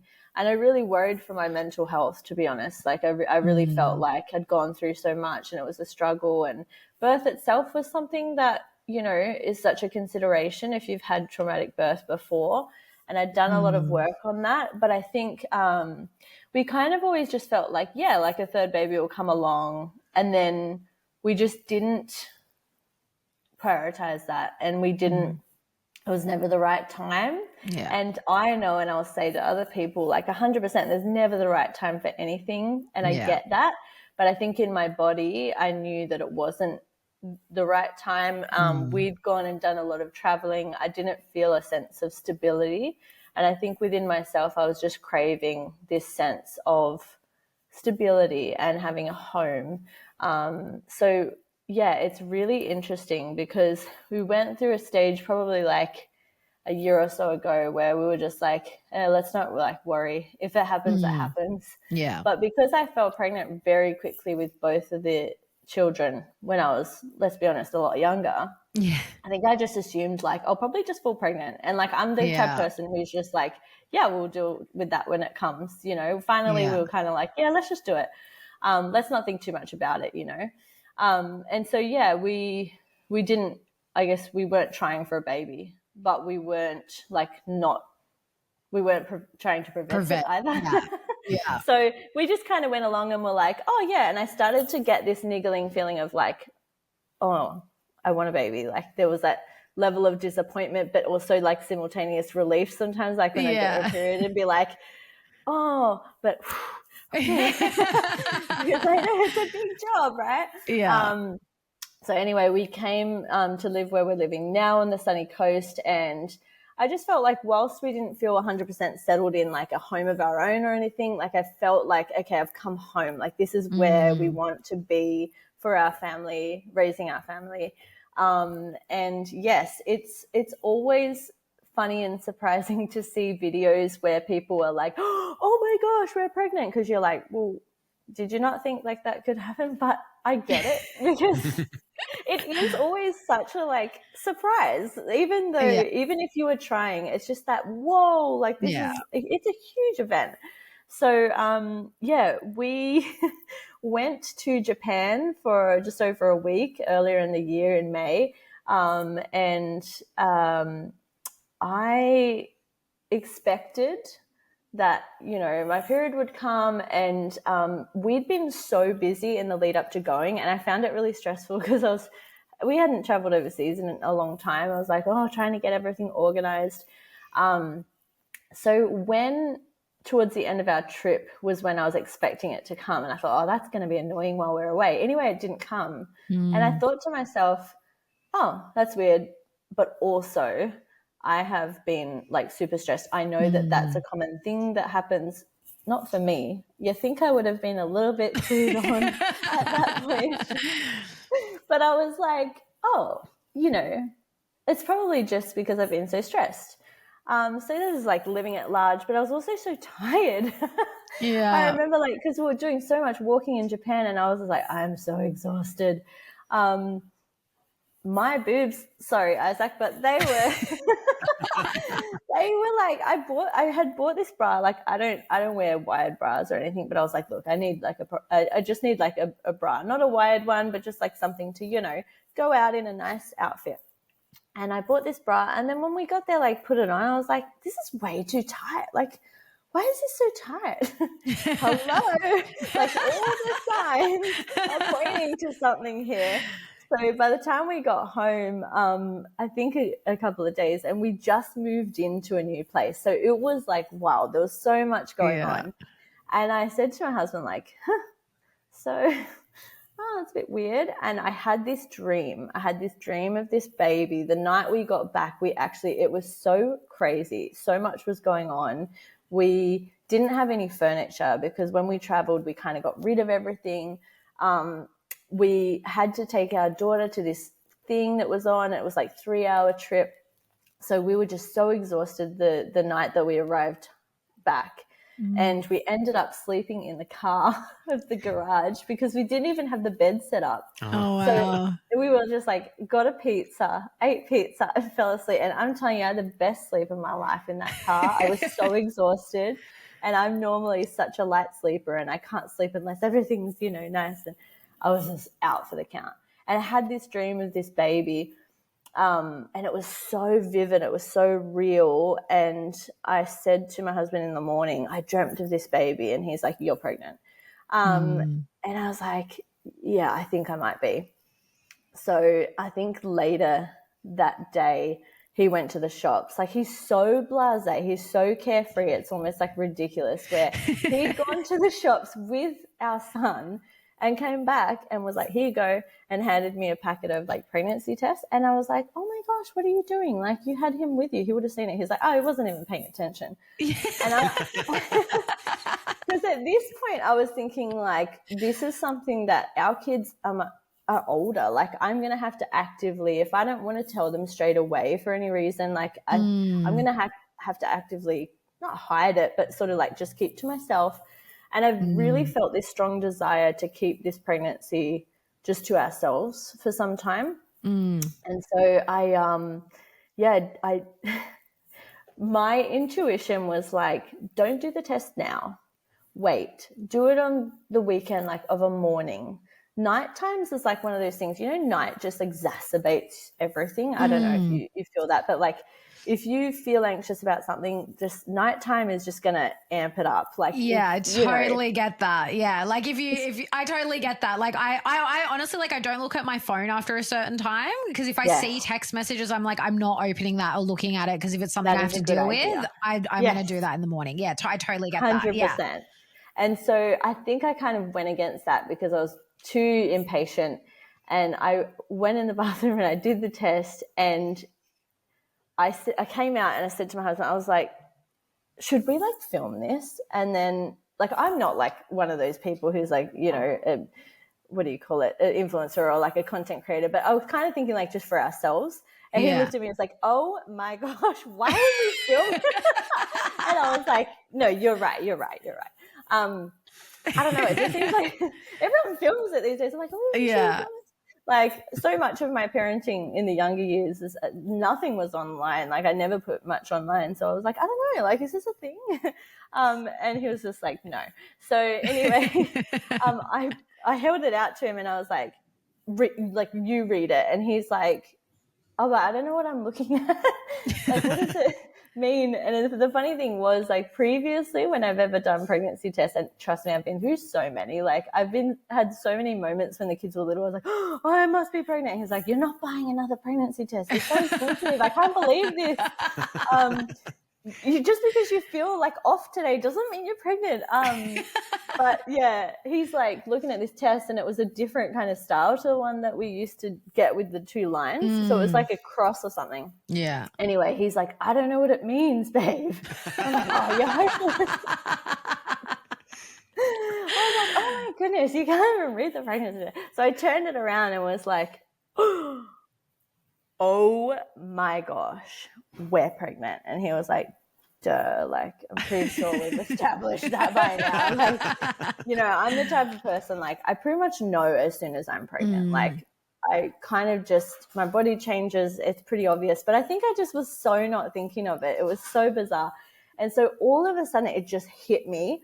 And I was like, oh my gosh, oh my gosh, oh my gosh. Like, whoa. And I started like hyperventilating, and I was like, and then I started crying. I was like, oh my gosh. And it was just such a huge thing.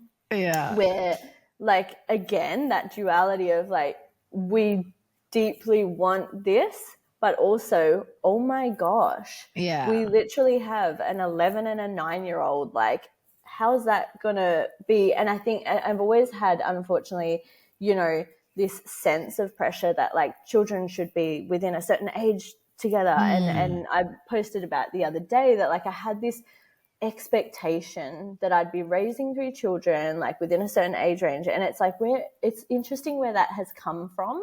I think perhaps because I'm one of 3, I'm the third born. It's like, and you know, as you were saying before, Alexa, like your mum was kind of older having you, but she was in her 20s. Yeah. My mum was 31 when she had me, and lots of my friends' mums, like lots of my friends were firstborns, and their mums were 20-something when they had them. And I came home one day and said to my mum, why did you have me so old? I was so genuine in my question, and she was just like laughed. And I was like, no, like I was thinking like, that's disgusting. Like I can't believe she would have done that. At 31. I know, it's funny, like when you're a kid and you think I used to think 30s was so old, and now I'm like 34 and I'm like, that is not old. I know. Isn't it so funny? Like so many women are starting their mothering journeys so much later now that it's like, but for some reason too, I guess because my children are older, like I'm like, oh wow, I'm going to be like a younger mum and an older mum, like at the same time. Like this is really interesting to process. And yeah, I said to my husband, like, oh wow, like how are we going to do this? This is crazy. And yeah, so it was overwhelming. It was so exciting. And then we just kind of kept it to ourselves for quite some time. And then for me too, like this is, you know, life's so funny because you're constantly being given opportunities to gain perspective on things. So I have been really fortunate, I guess, in the sense that both of my previous pregnancies have been very easy, I would say, like pretty textbook. And I have had friends who have had really challenging pregnancies for various reasons, like, you know, having HG, which is like the extreme sickness. And I always would just be like, yeah, I'm pretty fortunate. Like my body seems to like being pregnant. So I guess like I didn't really consider the idea that there would ever be anything within pregnancy that I would have to deal with, so to speak. For me, it was, I guess, like I had really difficult and unfortunate circumstances surrounding both my births. So for me, it was like pregnancy's fine. Like it's nothing to even think about. It's more like the birth. And because my pregnancies had been so, I guess, like, you know, low risk, I didn't even consider going and getting like a blood test or anything. Like I was like, I know my body, I know I'm pregnant. Yeah, so it was really interesting that I guess, you know, the experience of being pregnant, like I was, even though it was my 3rd pregnancy, I was quite naive. I definitely know women who have miscarried. And it is always I guess a consideration sort of, but because I'd never experienced it before, it didn't really enter into my mind that could happen to me. I was like, you know, I'm healthy. Yeah. So I'm just trying to think. So yes, we kept it to ourselves. And I said to my husband, like, I really feel like, you know, it would be really nice to just share with people that are really close to us, like a little bit later down the track. And so I think, so my parents, it's so funny because they'd organized to like come and mind my kids later in the year after going on a big trip themselves. And so the way that I told them, like I rang them and said something about, I was like, oh, we just wanted to give you something, like to say thank you for, helping out and minding the kids. And then they were going off their face like, what are you talking about? Don't be ridiculous. You don't need to give us anything. I was like, no, it's fine. Like, it's just something little. Like, it hasn't even arrived yet. And they were like, what do you mean? And I was like, oh, we just thought, like, why not just add like another grandkid? And they were like, what? And then I was like, we're having a baby. And they were like so excited. Like my dad was starting to cry. But it's really interesting, hey, because I for some reason, I think maybe being like the third born, the baby in my family, I always have this expectation, like, and this desire to like make them proud and like, do they approve? And I've had to work a lot on that. But I was really concerned about people's reactions to me having a baby. Like, I think sadly we have this perception too that like, if you have a boy and a girl, like, why do you want more children? And it's so bizarre because I was the third born after a girl and a boy, and my mum had shared with me, like, people had said to her, oh, why are you having another one? And she was like, well, I don't think I'm going to get a different kind. But I think all of a sudden I felt like almost this weight of expectation upon me that, are people going to be thinking that's a stupid decision? Like, why are you having a baby now? Like, you're so far into mothering now. Like, why would you go back? And it was really interesting to unravel and process like all these thoughts that were swirling around, all these feelings that kind of got churned up within me, where I was like, woof, I thought I dealt with this like part of myself, but obviously not, because it just really came up with a vengeance. Like, what are people going to think? Oh, you're an older mum, like, you're a geriatric mum. And I was like, this is so bizarre. So I found it such a pleasant surprise that, like, particularly people who know us really well, they've always kind of known that there's this like third baby that's been on our hearts. And it's really interesting because we've actually had a couple of instances where both times it's been like Filipina women who have actually met us and said, where's your third child? And I've been like, yeah. And I've been like, no, there's only two. And they're like, no, there's like, where's the other one? There's another one. That's so interesting. Yeah. And one was like a midwife in the Philippines when we were there when the kids were little. And it was so bizarre. She was literally looking like, oh, where's the other child? And I said, we don't have another child. And she said, but there will be one. And I was like, okay. So yeah, it's always been like, I guess, just on my heart. But I started to think like, gosh, I am getting older. Like, it has been a long time since I had kids. So I kind of was like so surprised to all of a sudden be pregnant. And then my parents came to visit, and that evening after they had left, I went to the bathroom, and then I noticed that there was a bit of blood. And it's almost like, because as a woman, I'm sure you'll understand, Alexa, that like sometimes like, when your period comes, it's like, oh, and then, oh, that's right, And I had that weird moment where, because I'm so used to that experience, I forgot for just a microsecond that I was pregnant, and I was like, oh, my period. And then I was like, wait, what? And all of a sudden I just found myself saying, no,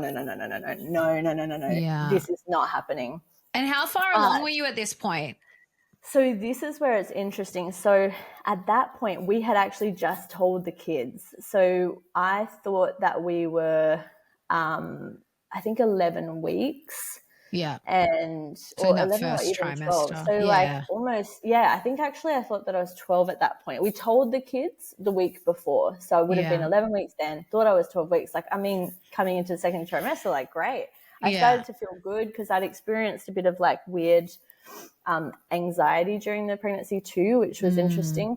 So yeah, I thought, yes, I'm coming into the second trimester.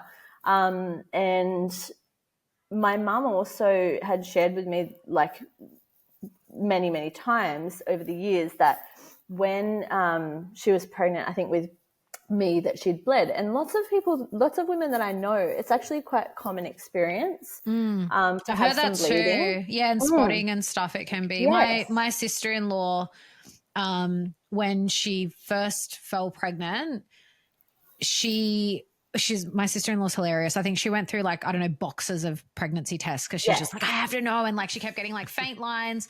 And she said the same thing happened for her where she spotted a little bit like very, very early on. Yeah. But she was still pregnant. And yeah, apparently that is quite normal. I've heard that from quite a few It women. is. And so partly I was trying to console myself with that thought. But to be honest with you, I think I knew. I think in my heart I knew that there was something that had been different. And it's a strange thing because I hadn't had, the blood test, and I'm not an early scan kind of gal. Like I usually have one scan sort of midway. So that wasn't even a consideration for me. But I said to a friend of mine, oh, what if there was nothing there? Like it was just this weird moment where, and she was like, don't say that. And I was like, no, but it's just that I've kind of told everyone, and like, I don't really have, I guess, like, I think somewhere in my body, I knew that something was amiss. So I rang a friend of mine who'd actually recently had a miscarriage. And the strange thing was we had actually fallen pregnant at the same time. Oh, wow. I wasn't aware at first that she'd been pregnant, and she didn't know that I was. But she lost her baby, and she was excited for me and also grieving the loss of her baby. And then I rang her and said, I'm bleeding. And she was like, oh, come, like, let's go check it out. And my husband got so frantic. He was like, go check it out. I think almost like he probably felt this often for men, like this sense of helplessness. And also, I don't know if there was maybe a thought that like if something was happening that it could be stopped. And I think for me, almost there was no real great rush because I knew like if something was happening, I don't think that there's much that can be done. And I know that, we can find out what's happening and get some more clarity, but I don't necessarily think that there's much that can be done. So I did go to the hospital. I wanted to get some clarity and understand perhaps what could be happening. So I went there and I had a blood test and they did a urine test, and she said to me, look, you are pregnant, like definitely in the urine it's showing up, like the HCG levels are there.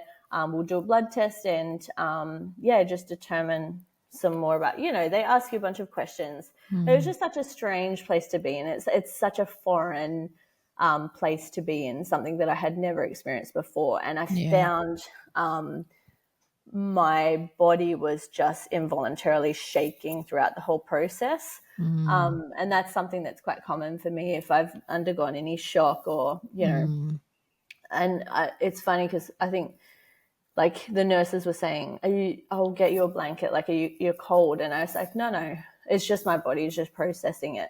And for me, like, I think having learned a lot more about, I guess, like somatics and how the body works and shock and trauma, I needed to process it in that way physically.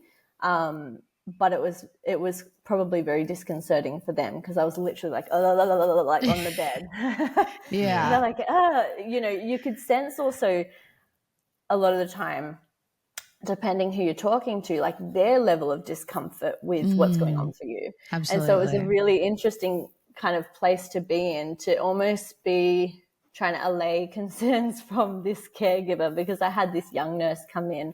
She was lovely, but I could tell that she was deeply uncomfortable and didn't know what to say. And my understanding now is that they're hellishly lacking in experience in this area. Absolutely.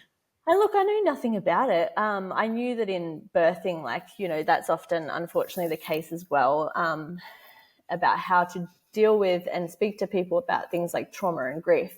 But she was sort of saying to me, oh, like, where do you live? Do you live near the beach? And I'm like, girl, please, I'm literally losing my baby. Like, with respect. Yeah. I Yeah. don't care.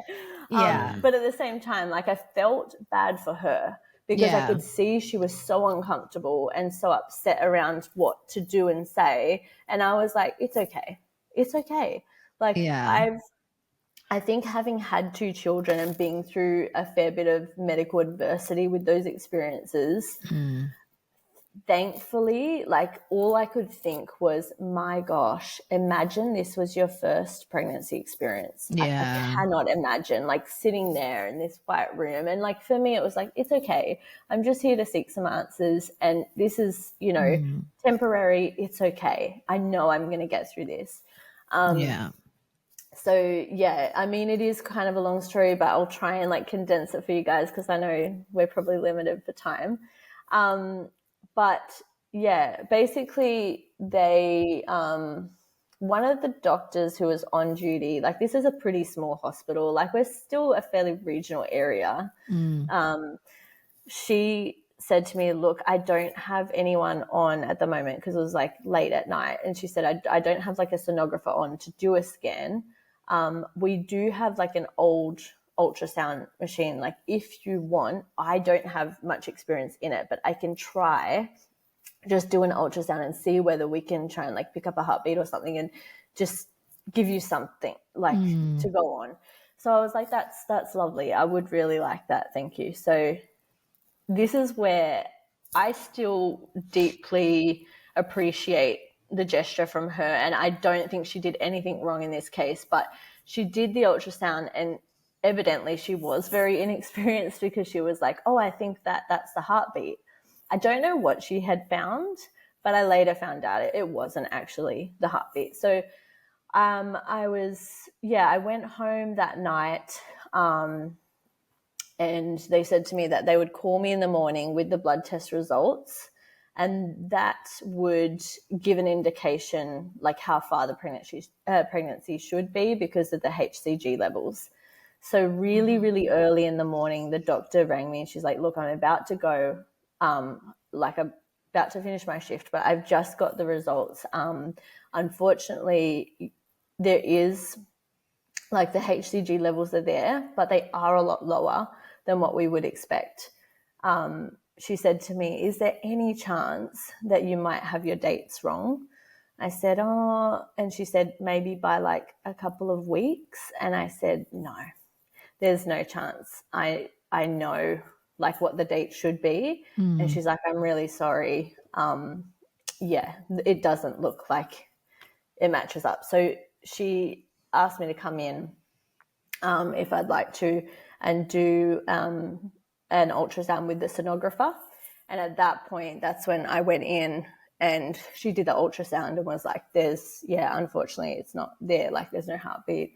And I was kind of like shocked because I think, so what had happened was it was a miscarriage, which in some ways like kind of made me feel a little bit better that it was earlier on than I'd first thought. Like, I hadn't had this 12-week-old baby that had passed, but I was like also thinking, it's so funny how so many thoughts can go through your mind at one time.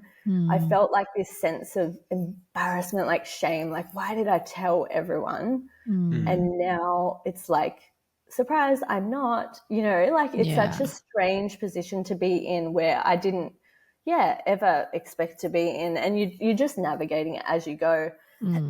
So that was the confirmation, I guess, like the baby's passed away.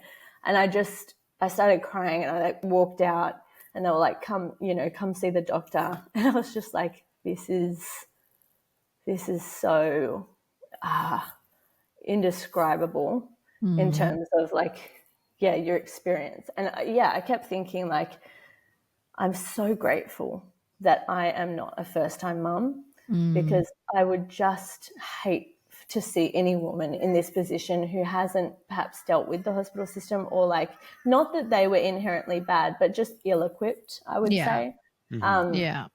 yeah, so they sent me on my way with no like real information, like pamphlet, anything. The doctor explained a little bit about like what a missed miscarriage was. Like basically your body is still holding on to the pregnancy, but the baby's no longer continuing to grow. Yeah. Like it's died. So I was like, okay, so what does that mean? Like what happens now? And yeah, he basically just said to me, there's a few options that can happen. And I think for me, like, and I will be sharing more on this topic because I had very little understanding of what miscarriage in reality looks like.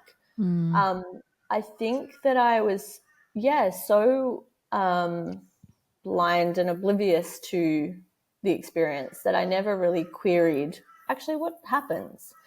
Particularly for this instance of a miscarriage, which I didn't even understand was like a thing, you know, it was like, I knew it could happen, but I didn't know there was a name for it and all that kind of stuff.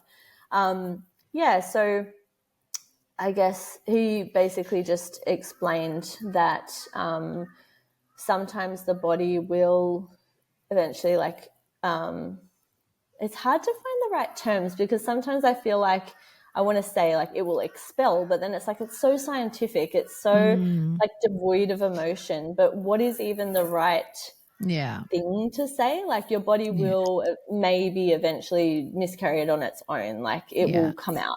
And I was like, okay, so, and the other option, you know, some women will go in for a D&C at the hospital, dilatation and curetting, which I'm just like, you know, as like you were talking before about like these initiations. And I'm like, this is an initiation I did not sign up for. Yeah. Like, I don't want to know this stuff. I don't want to go and research. I don't want to, you know, jump on the internet and look up like what are some herbs that I can use to maybe help this process, blah, blah, blah. I just don't want to have to do this, but it is what it is. Yeah, so they said to me the early pregnancy loss team would give me a call and chat to me about it. And it was sort of nearing the weekend and they said, you know, they'll call you on Monday. And I was like, what do I do now? Like it's Thursday. So I was kind of like, it was such a weird time. So yeah, I left the hospital. We'd already told the children like there might be a problem with the baby. We're not sure. So they'd gone from this euphoria that they were going to be, you know, having a new baby sibling to all of a sudden, maybe you're not. And then the confirmation for that, like actually it's really sad, but the baby's passed away. They were so sad. Yeah, I think that was the hardest part, like in that journey of thinking, you know, I told them like I am responsible for this joy and sadness, even though you're not. It's kind of like, how could I have maybe done this better? Like how can be in this moment, like, oh, maybe I could have been a better mother. Like it's so wild to think that that's the thing that crosses your mind. But I was sort of like, oh, maybe I shouldn't have told them. Like maybe I should have gotten a blood test or maybe I should have gotten a scan. But at the end of the day, like the doctor, the male doctor that I spoke to, he was really beautiful. And he said to me, regardless, even if you had got a scan or a test, like this could have happened and you not known later. So it doesn't really matter. Yeah, so it was a really interesting experience because then what happened was I waited for this thing to happen, for this birth. And it was much like waiting for the births of my other children. So like we went to the beach and they swam. Like the day that it happened, we just went home. We literally just sat on the couch, cried, watched a bunch of TV. That was what we needed to do. But following that, in the days that came, we went to the beach. And it was just this weird, almost like, you know, when you see in a movie, people just like kind of going through and everything's blurred around them. Like I was kind of exactly looking at what you're talking about, that feeling. Yeah. I'm looking at people and it didn't feel spiteful or angry, but like they're laughing and I'm like at whatever and having a great time. And I'm like, oh my gosh, like I've just lost a baby. How are your lives so, you know, just you're not, I don't know how to explain it, but it's like at the time that you're going through like potentially the worst moment of your life, and it happens all the time, like in grief when you lose someone, everyone else around you's life continues on, but you want to almost like, can we just pause? Like, can everyone just take a break? Because like, this can't be real that your life is just continuing when mine's just been halted. And in that moment, it did feel like it's just been like halted. So I waited, and then I think on the the Sunday afternoon, we were actually having a picnic down by the river, and I'd sought some information too from some people about like what it might be like, the experience. And some women had said to me, look, like it can be quite painful, like labor, like, you know, contractions. Yeah, that's what and I was stuff. going to ask, if you experienced anything like that, because I have heard that from some women. Yeah. And honestly, again, like I'm really reticent sometimes to share things with people that make them feel fearful. But I think it's important to recognize that like we don't talk enough about this, and perhaps if people were more prepared. I had no preparation. I hadn't even chosen what I was going to do about birth, like later down the track. Like it was something that I was still toying with the idea of like, will I have, you know, a supported birth? Will I, you know, there was lots to consider. And I was like, I haven't even had the chance to think about birthing. And the irony is like, well, I don't know for all women whether it's the same, but it's like you talk about birth and like maybe you get a doula or you have support and you have a number of skills and tools that you might use in birth, but you're thrown into this like little birth without any preparation. And I was like, I have nothing. Like thank God, I went and got a water bottle, and I had that. And like, because one of the ladies said to me, like, get a hot water bottle. So I had that. And the Sunday afternoon I had like crampings, and I said to my husband, like, oh, I think it's starting. And I started to bleed. So it was much like labor. It was really such an interesting process. And for me, like my faith journey, like many people, says, you know, it's been kind of like up and down. There's been different, I guess, times in my life where I feel like there's that thing where people say, you know, you only call on God when you need something. And I'd felt that strongly for myself, that, you know, it's that whole like, oh God, like, can you help me with this? Oh God, like I'm going through a tough time. Please help me. But I felt like our faith had actually grown immensely prior to this. And it was really strange actually, because I fell pregnant just after having been baptized. Wow. So yeah, I was very much like, this is from God. Like, and so when I, you know, lost the baby, I almost expected myself to react in anger. And it didn't come, which I found strange, because when I had my 2 children's births, I really struggled to process them and have, you know, just honestly that understanding of why would this happen? Like how, you know, people talk about like your you know, God's designed you for birth, and what happened, I can't explain it, because certainly for me there wasn't a level of intervention that occurred that created that problem. Like I had a placental abruption, and labor was fine. Like it was only at that moment that it was like, this is a very severe emergency, category 1 or whatever you call it. So, you know, I think at the time I was so wrapped up in anger and grief that I really couldn't access gratitude. I had this healthy baby, but it was also this expectation like that is placed upon women, like be grateful you have a healthy baby. It's like, no, but there's other things to process. But this time around, it almost made me just immediately have, I guess, like a flashback and think, how grateful am I that I have these 2 beautiful children. This is really awful, but I'm so deeply grateful. I don't know what the plan is. I don't know why this has happened, and I will probably never know. But one thing is, I'm not going to blame myself, and I'm not going to blame God, because I don't feel like you know, people often say like, well, if God was loving, God wouldn't allow this to happen. And I'm like, I actually don't have much knowledge of, you know, I think as humans, we like to feel like we know things and we like to get to the bottom of things and research. And I'm such a heavy researcher. So it's taken me many years to learn to surrender to lack of knowledge on things. Yeah. And at that moment, it's so weird. And I know it might sound strange to people, even of faith, because if someone had told me this years ago, I'd be like, that's spiritual bypassing. But I was literally going through a miscarriage saying, thank you, God. Thank you, God. And it was coming out of my mouth. And I was like, what? What are you talking about? Like, that is bizarre. But it was just this innate spiritual expression. Thank you. I surrender to this experience. I understand that there's more to this story than I can comprehend right now. Yeah. So yeah, it was physically very difficult. I labored. I had the hot water bottle. I said to my husband, have we got any pain relief? Because this is really excruciating. He was like rummaging around trying to find stuff.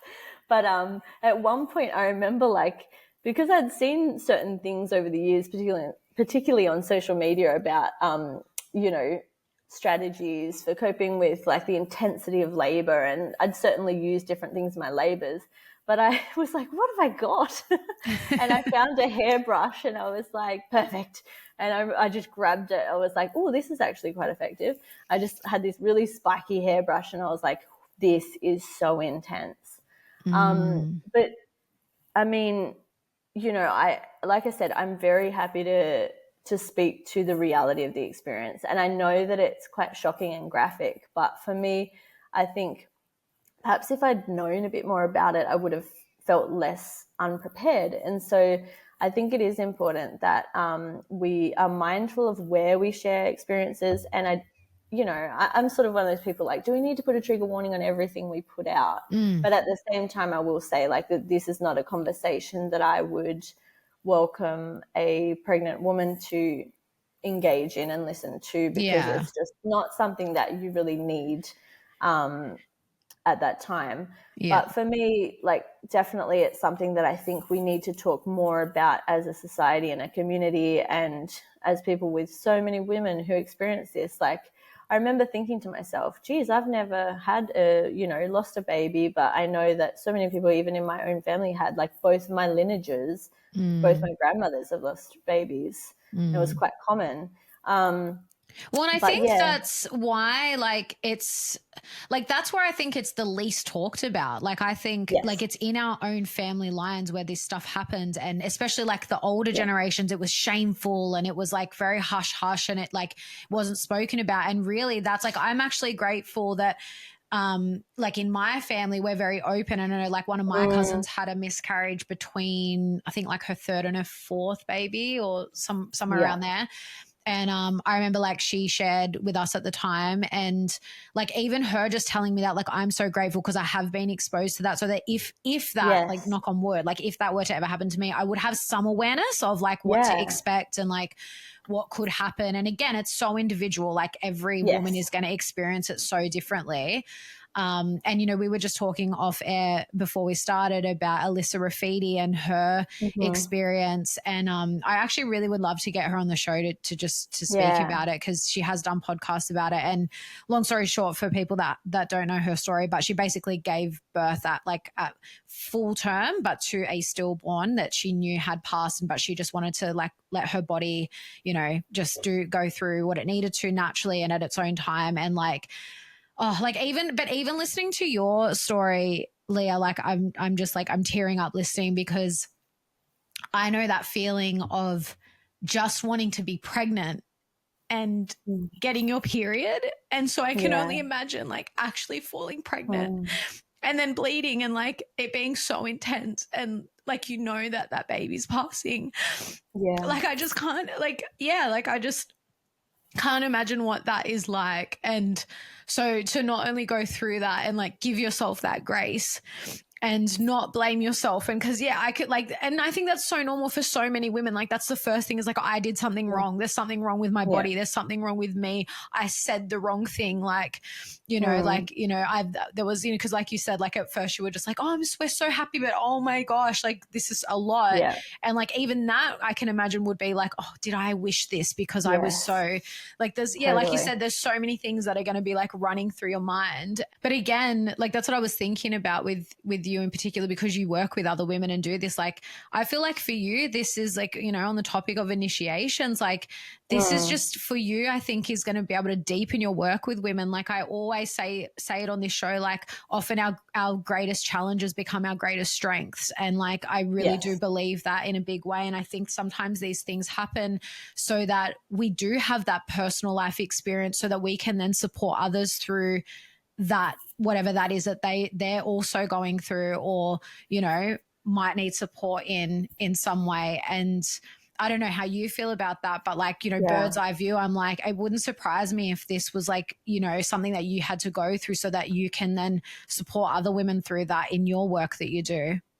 Oh, 100%. And I think often that, pain is such a catalyst for transformation. And for me, potentially I would have always worked with women and mothers, but I don't think I would have had that level of compassion and understanding, that empathy, unless I'd been through even just those birth trauma experiences where I get it and I'm not preaching at you, I'm understanding and I'm meeting you where you're at. And I spoke to my mom after this happened, because then it went on, like I did birth, again, it's hard, like what do you call it? I did birth product. I birthed my little baby and the placenta, like there was nothing to be seen of a baby. It was so tiny. Yeah. But we went through the process of, grieving that, and we planted it with one of our plants at home, and we talked about about it with our children. And I offered, like, I'm not there to, force them or traumatize them, but I was like, if you want to look at it, you can. I caught in the shower, which is amazing too, because from the context of having been a woman who's been, who has undergone a C-section and has, like, actually both times, that's a whole different story, but both times not been present through the actual birth of her children, for me to stand in the shower, my body told me, get in the shower.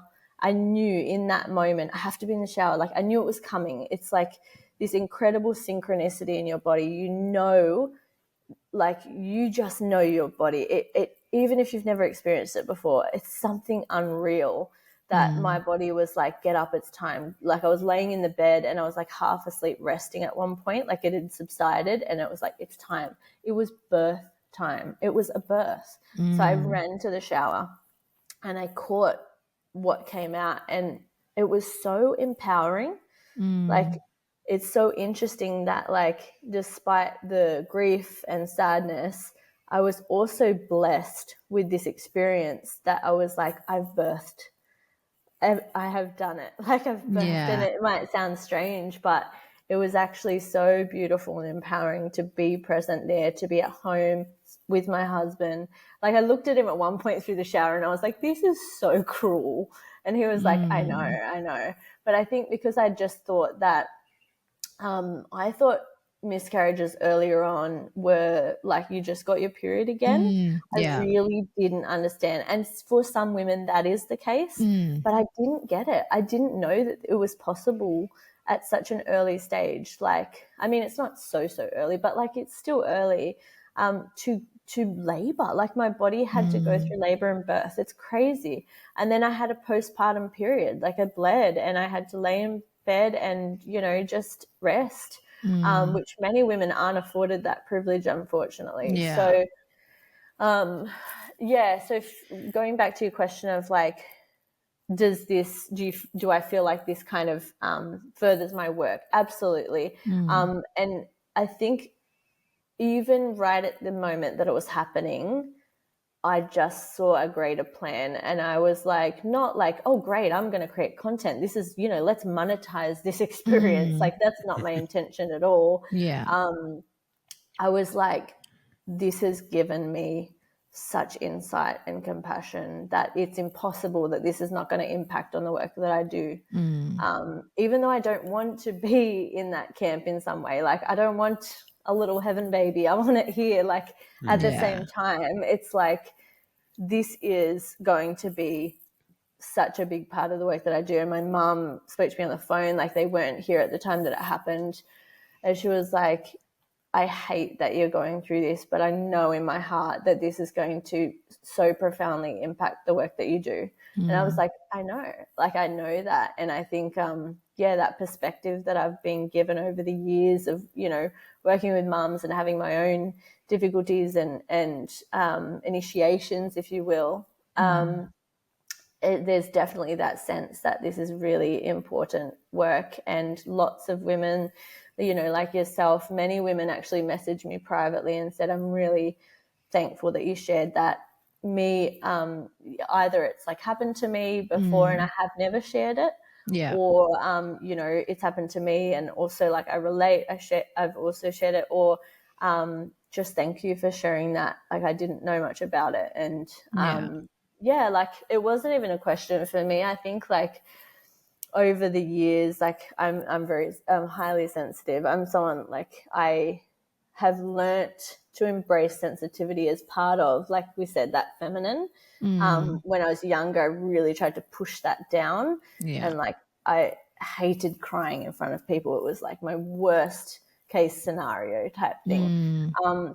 But I think over the years, like it's just tapped into what a beautiful aspect of a person to be able and, to have that ability to share. Like that is not everyone's capability. Like not everyone wants or needs to share, and that's okay. But for me, I think I've really made such a commitment within myself to show up in an authentic way and to share when I feel ready experiences that I know may help just one other person. And it doesn't mean like, everyone has to share it at all. But for me, I think it's just really important. Like I used to kind of hold my cards close to my chest, and certainly there's still aspects of my life which are sacred. Like I don't really share much on my children, for example, but for me, it's just that discernment around what I share and how is this of service. So, and I think that comes back to my faith as well in terms of like that maturity. And like I said before, that sense of like, what can you do for me, God? Like I'm looking to be blessed. I'm, looking for assistance.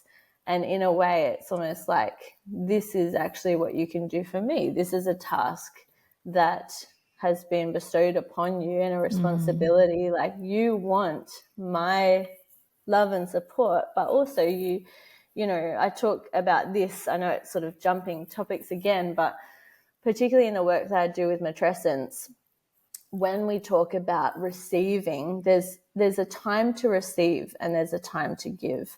And we need to understand that a lot within motherhood. So when I had the miscarriage, it was definitely a time to receive. But for me, it's like I feel like I've processed it quite quickly in a way because I've had children prior and I've done a lot of work in this area. And it's getting to that point now where I'm like, okay, and now it's time for me to give. And that's how motherhood traditionally worked, is that we support women to go through things. Then we have times where we receive.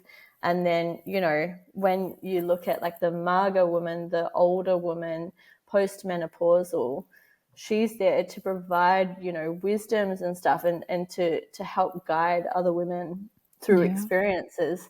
So at some point we'll all get to that point, and that's where we can share so much wisdom. Like right now I'm just sharing my experience, but I know perhaps when I get to that point and when I'm older, it'll look really different again. Yeah. Well, I love that.